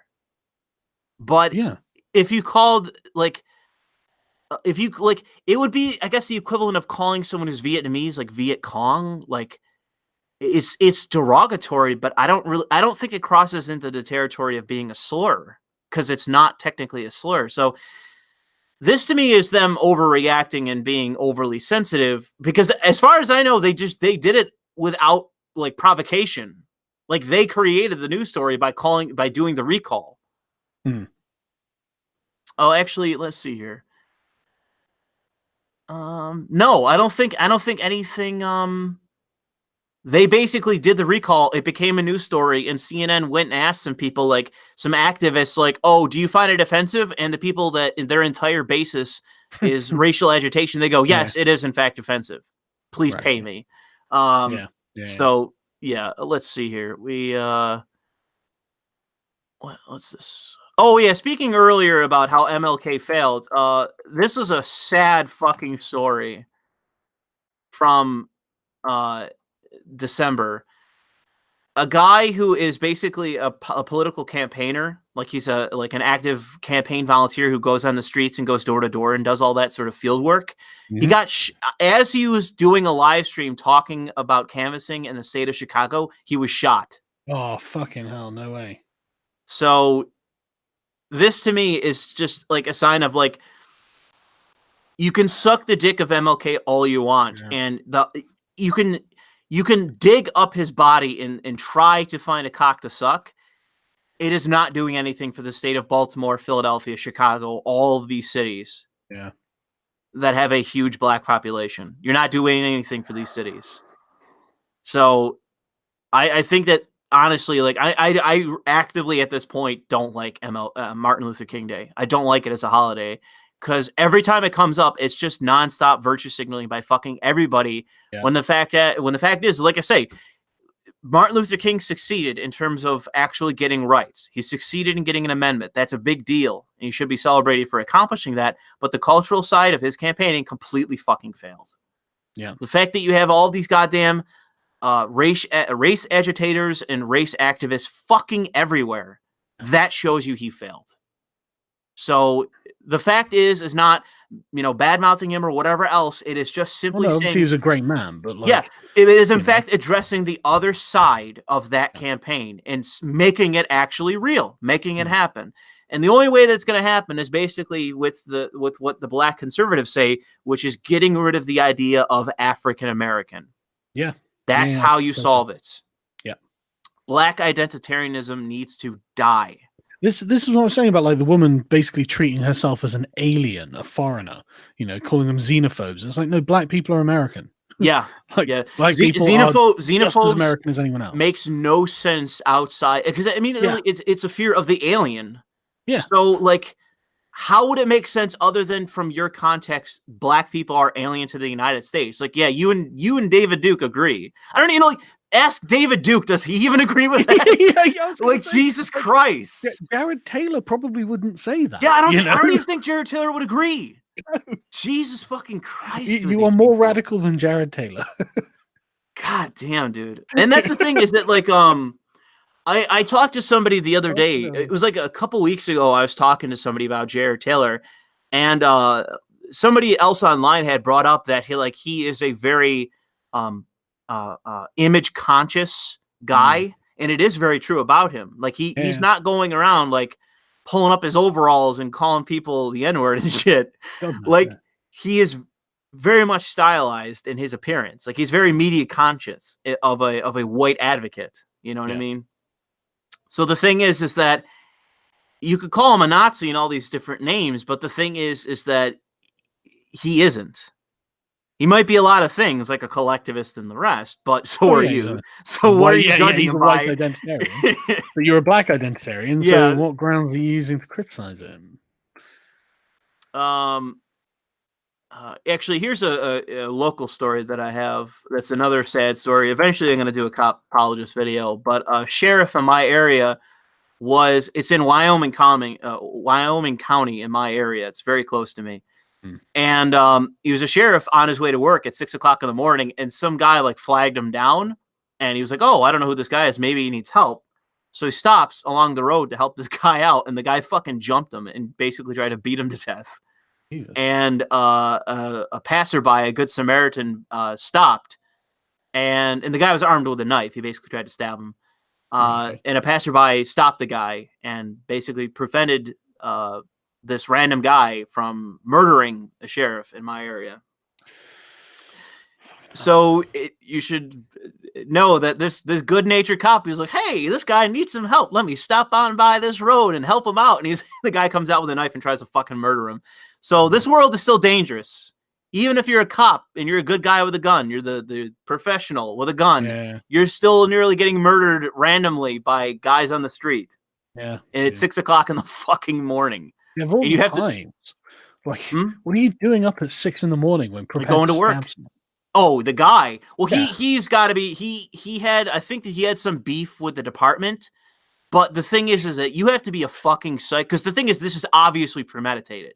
He waited for this guy to fucking leave and followed him. So that guy is a legit psycho. He has legit some mental problem, and he's going to be going to jail for attempted murder. Good. Prison, I mean, for attempted murder. Oh, actually, this is your story. I got the... Sorry, this is old news from the New York Times article about you. Let's talk about abolishing prisons instead now, then. Oh, yeah. I just can't get over it. It's like, okay, what are we going to do then? Like, what's going to happen? The thing is that, I mean, that's it. It's a total, like, it's like a glaring example of the deconstructionist, freaking nihilistic attitude of the left at this point. But the thing is that, like, it's a big concept that I eventually should do a video on, of like the difference between like order that's necessary philosophically to maintain a society, and the issue of what happens in a society that is disorderly. What happens when you don't have the courts? What happens when you don't have the police? What happens when you don't have the prisons? It's fucking anarchy. Yeah. And we know this because in the 60s, and I think it was 67 or 69 in Toronto, the police went on strike, and it took like 4 hours for the first bank to be robbed. Yeah. It was like, there we go. And it was chaos. Yep. And that's pretty much what happens whenever you... When basically, it's not all people, obviously, but it's probably 10% of society. There's the 2%. There's a 2%, 2 to 3% that will always commit crime no matter what. They're just the mental defectives, the scum of society. But there is the 10% that, if they think they can get away with it. And those are the people I investigate. Those are the people I investigate. The people that think they can get away with it. They aren't robbing stores and doing whatever. They're doing fraud. They're doing white collar crime. They think they can get away with it. until they're caught by me. So let's see. We already got that. We got this. We don't really need to talk about your story. What I love is that you're being featured in the New York Times. I always find that to be hilarious. It's brilliant, isn't it? Yeah. Write down the words Sargon of Akkad in the New York Times in what you are telling everyone is a relevant news story. Do it. Yeah. Do it. Well, actually, before we get to this, I'll get to this. This is a story from late December I wanted to cover. I thought this is hilarious. This is what happens when your staffers are running your media accounts and you unfortunately fuck up and you release the exact same statement when it's supposed to be like a template. Chuck Schumer and Nancy Pelosi at the same time on the same day released the exact same statements word for word in like 12 tweets. It was like a long fucking thread on Christmas Eve where they just kept they literally just mimicked, like they copied each other. It was hilarious. It was orange man bad bullshit. Yeah. And it just went on and on and on until finally it was like 8 or 9 tweets in, they realized what was going on, and then they started changing up what they were saying. It was hilarious. They didn't delete them. No, they just left them up. They didn't care. Brilliant. The one, Nancy Pelosi's, hers almost got 50,000 fucking likes. Fucking NPCs, man. But this to me, like, these are the faces. This is the minority leader in the Senate. This is the majority leader in the House. These are the faces of the modern Democratic Party as it was. Like, I loved 10 years ago, 15 years ago. I loved their picture the other day where they're just facing like the camera. Oh, the glowering. podium. The podium one, yeah. Yeah, the podium, yeah, glowering at Donald Trump like he's a naughty boy. Yeah. And it's just like the grandparents have arrived to smack you on the ass. Yeah. Like, this is it. You're going to get spanked. And nothing happened. Yeah. Yeah. Like, they're the head of the party, but they are the two heads of the party, but they are losing control. Yeah. They're slipping through Red the fingers. Cortez is so this was actually a big story that went under the radar. What's crazy in the FCC, this got updated later. They had to basically backtrack, but the FCC updated the regulations to basically make it so that every video game, every form of media, but it's specific also includes video games, that they had to be compliant with the same standards as they have in everything else. So basically, if you are blind, you should have accessibility functions within video games. Jesus. And basically that's impossible. Yeah, that's impossible. To entry. So, and the thing is that the companies already do, like, if you're colorblind, they have colorblind modes and stuff like that. That's fairly common now for disabled people that play video games. Yeah. But the FCC basically outlined so many details to basically promote accessibility for disabled people that it would have rendered every single game on every platform in violation of their standards. Jesus. And it's basically a stopgap from being able to be published. And I just wanted to bring this up for the sake of they've basically clarified all this to say no, it doesn't apply, even though it says in writing it doesn't apply. This is my further example to say why I think the FCC should be abolished. And I think that if companies want to include these accessibility options in their games, they should be free to do so or not to do so, because this is time, this is man hours, this is things that need to they don't really need to be in these video games, because it's catering to an extreme fringe of people. And I mean, it's a good idea to have them if you can do it. Sure, but a lot of small game developers won't be able to. No, they don't. They don't have the money to do it. And the fact is that I find it immoral to say to a artist that their content cannot be published if they do not meet the guidelines of the government, based on pandering to a fringe group within society. Like, you have to make your painting accessible for the blind. Yeah. Well, I'm sorry, that's not possible. And it's immoral for you to be, once again, as the eternal parasite, getting in the way of the artist and his canvas. But Louis, the bureaucrat has been polling people, and it turns out among 13 to 65-year-old deaf people, your album is not selling very well. Yeah. Can you explain this, please? Yeah. I just mean that this to me is the best thing. If there's anything about like libertarian philosophy or objectivist philosophy, the best point they made is that the censorship of the artist is in fact immoral, and I consider it to be one of the most deeply immoral things out there, because to the virtue-minded person, this is a good idea. But to anyone that actually considers this morally, no, you are in fact the one in the wrong. You are you have no, like, you see this as a guy running a pizza parlor. You see this as a guy in a bakery. You see this as a guy with a car wash or something. You're not actually respecting the fact that this is an artist trying to put out their own artwork. And as I would say that there should be no censorship of movies or of comic books or novels, why is it that the video game industry is held to a standard that none of these other industries or fields are held to? Why? It doesn't make any sense to me. And I think that anytime you run into somebody who defends this kind of thing, that defends the FCC or the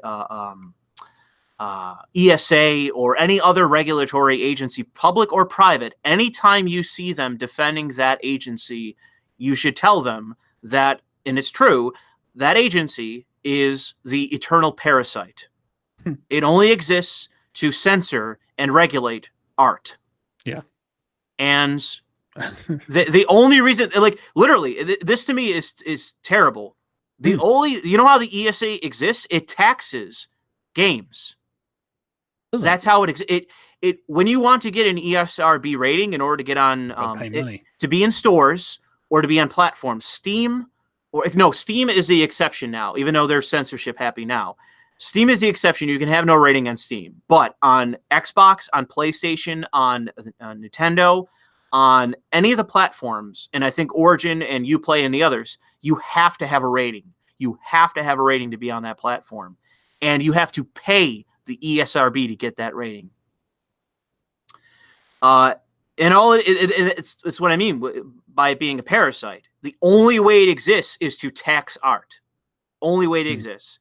And so I think if I were to create a video game, I would never have it rated. I would never give the ESRB a fucking dime.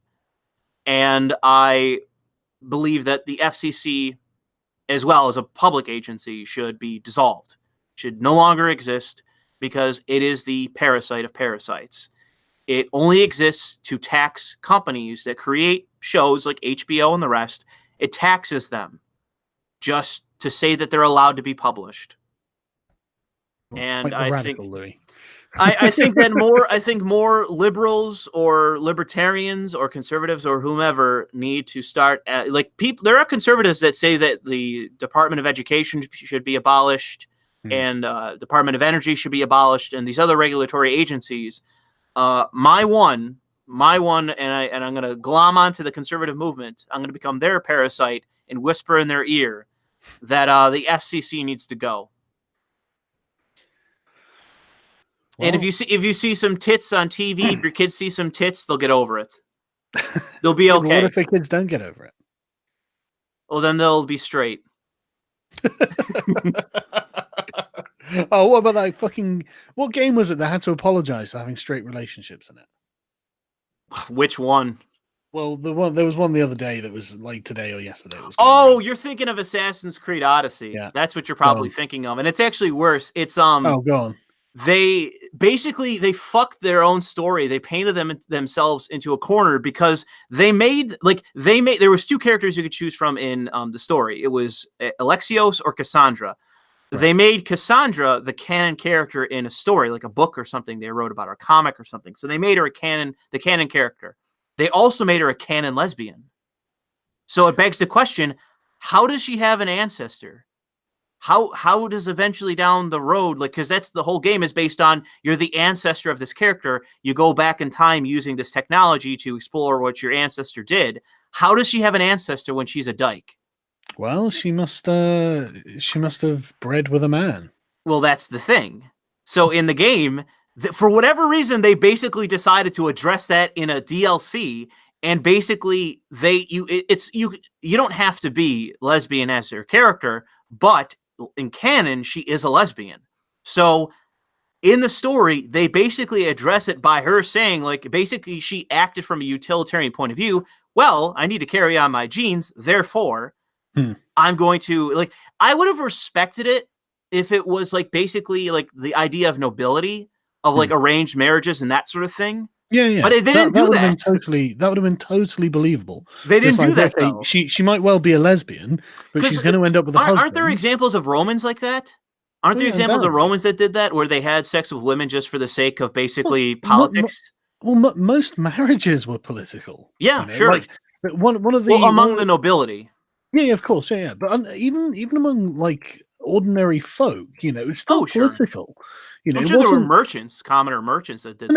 It's not just that. Like, even if it's a farmer, it's like there are still familial alliances and stuff like that. Sure. It's not pronounced the same way. But like, this is why like Pompey the Great was such, like, people used to laugh at him because him and his wife actually loved each other. Like, oh yeah. And it's adorable in a way. Like, that's part of his story, but it means fucking hell, that's a weird world, isn't it? Him and his wife actually loved each other. What a pair of freaks. Yeah. Like, they actually like each other. But yeah, so it tells you a lot about what you need to know, doesn't it? Yeah, well, the fact is, this is the thing with Ubisoft. Ubisoft has been doing this for a while now, and I've been talking about it for a fairly long time, although it gets boring. That they've been trying to play both sides for a very long time, and every single time it keeps blowing up in their face. They keep straddling that fucking line of inserting progressive bullshit in their game. Like, they literally put that in the game arbitrarily. Like, they didn't put it in the game, they put it in the canon of the game. Like, you could choose in the game whether you play Alexios or Cassandra, and whether they're gay or straight. It's up to you and choices in the game. But the thing is that, like, they just had to virtue signal, so they made her a canon lesbian. But then it's like, okay, shit, how does she have descendants then?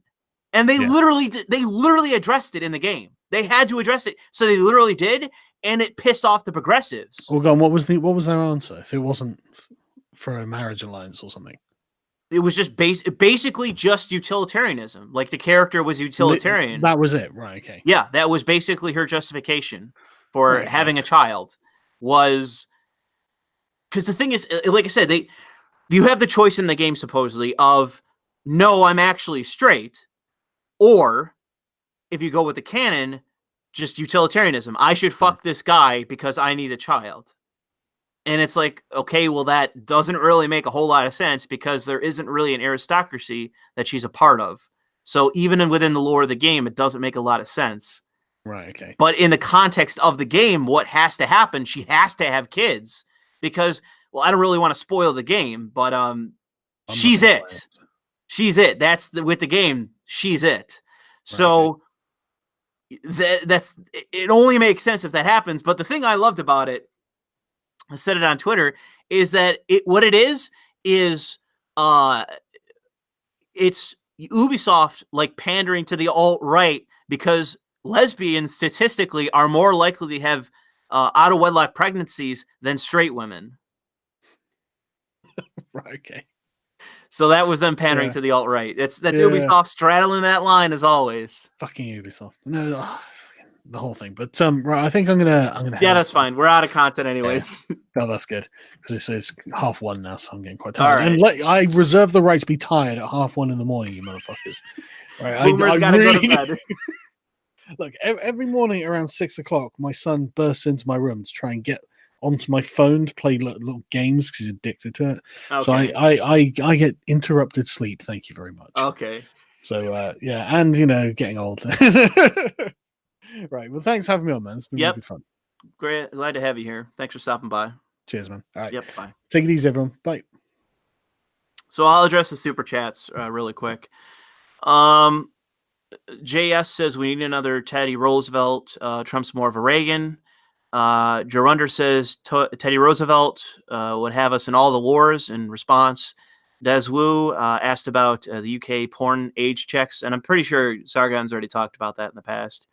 Basinski says the Symposium by Plato talks about a man Love being the purest form of love, and that women are only there specifically to breed and further the human race. I do remember, I don't remember him saying that man love is the purest love, but I do remember him having some fucking hot takes on women. I do remember about reading that on Plato. Will says Emperor Pompey and his wife loved each other. That's so gay. Have a good night. Thanks, Will, for the super chat. And thanks for all of you that sent in your super chats. And once again, I'd like to thank Sargon for stopping by. I'm going to check Twitter really quick. Somebody sent me an article about cops. I'll have a look at that when I have the chance. Apparently some lawmaker out of Arizona wants there to be fees on porn so that can pay for the border wall. Once again, a parasite getting in the way of the artist.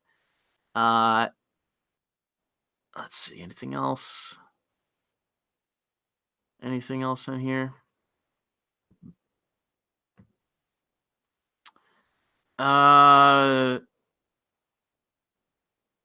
Okay, people threatening Kamala Harris, apparently, with inside knowledge about how she acts. I'm sure she has a lot of skeletons in her closet as well.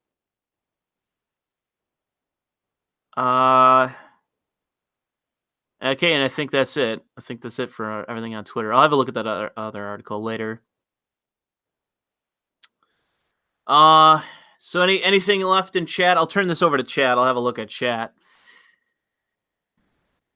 Anything anyone has to say before we end this?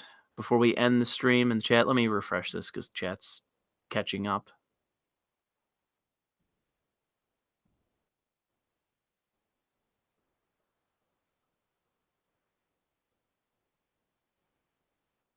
Fuck Chris Ray Gun. Yeah, I had a few people messaging me about Chris Ray Gun. Apparently, stop playing The Sims. I haven't played The Sims in a while. See you later, Bazinski. Let's see here. End the FCC, sure. Did Chris Ray Gun do something bad? Fuck iDubbbz. I've heard people say fuck iDubbbz. I'm not aware of what he did either. Saying ban Fox Girls. Talk about the Civil War and the right Tucker kicked off. I don't know if necessarily that Tucker kicked it off, but I do know which side he's on. You're a little bit late there, Patrick, for the super chat. Sargon's already gone, but I've been considering doing a video on Tucker. I'm just unsure where I want to go with it. Ray Gun and DeFranco both in general being twats. Ray Gun is iDubbbz. I don't think so. Hashtag fuck Shu, but that only is because she has big titties. Chris had a hot take on the MAGA kids. I didn't see that.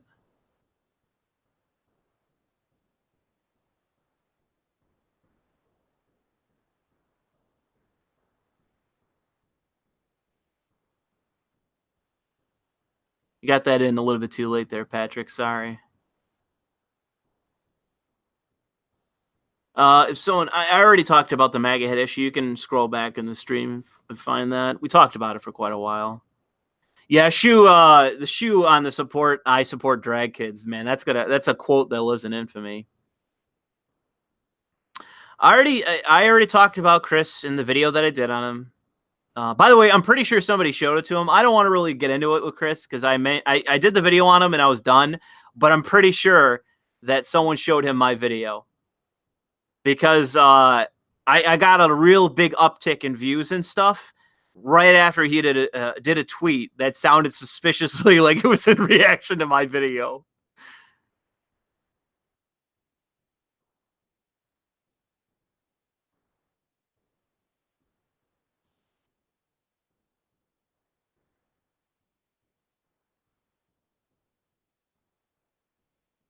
Well, Shu's issue is that she's just too in bed with like the whole LGBT thing, and she doesn't like she's too within that echo chamber. It would be like me. I had somebody send me a video back during the Loli debates. Somebody sent me a video where somebody was laying out their defense for Loli, and they were like really, really on the nose with it, and it was to such a degree that Because they weren't just defending it as an art form. They were going as far to say is like, well, look at these hypocrisies. Look at these hypocrisies. When that wasn't the active, like, you're giving out too many hot takes. Like, that isn't the way to defend something when you're just spraying hot takes. And Shoe-on-Head's in that same way. She doesn't understand that most normal people look at the whole drag kids thing and they're utterly fucking disgusted by it. And you don't have to be conservative. You don't have to be a Catholic or Christian. You don't have to be someone who is conservative philosophically. Like, all you have to do is look at something where it is a naked man, a transvestite, who is just a pervert. I'm sorry. Who gets off wearing men's or women's clothing with a kid and also be naked at the same time as the kid is in drag. It is so on the border of fucking pedophilic behavior that most people, 90% of people, are going to look at that and be fucking disgusted by it. You have to be within a fringe group to not see that just at face value as fucking disgusting. Her defending it, even if it's a tepid, defense of it, was way too far. She needs to get out of that community. She needs to stop dealing with. She needs to stop dealing with fetishists and start speaking to more normal people about this. It's kind of one of those things of like, you act in a way. It's like somebody sent me that video on Twitter that was going around of some kid in a high school dancing to that trap video from TikTok, and some dude in the background's like, bro, why? And that is the direct result of not understanding the boundaries of what's acceptable in public. What's socially acceptable? What are the social norms? Dressing up as a trap in your high school, like where you're wearing a tutu, going in front of class and mimicking that TikTok video, you look like a fucking weirdo. There's no two ways about it.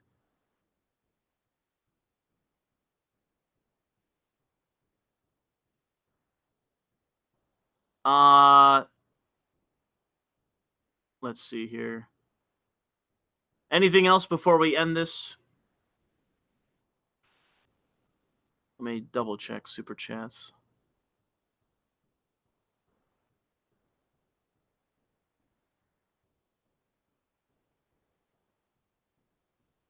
Scott Adams was another conservative that virtue signaled.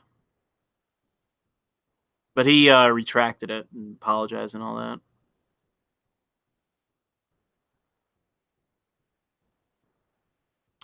All right. Well, it doesn't look like there's anything else from the chat. So I'd just like to thank everyone who stopped by. I think we hit the peak. I think we hit was over 700 something. But yeah, it was a good stream for today. I'd like to once again thank Sargon for stopping by.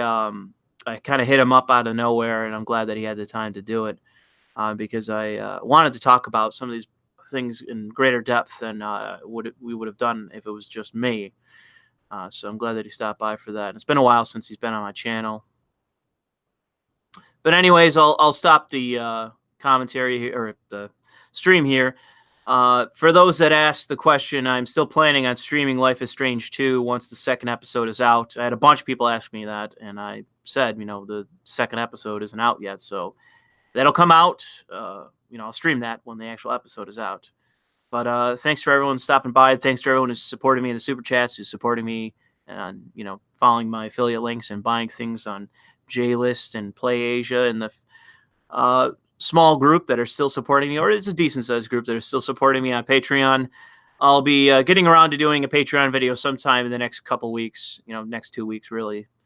And once I do that, I'll be deleting my account at the end of the month. I'll be cashing out and then deleting the account, and that'll be it for me and Patreon. I'm hoping that by then fucking Subscribestar gets his shit together and people can actually start supporting me there. All right. Thanks for stopping by, everybody. And until next time.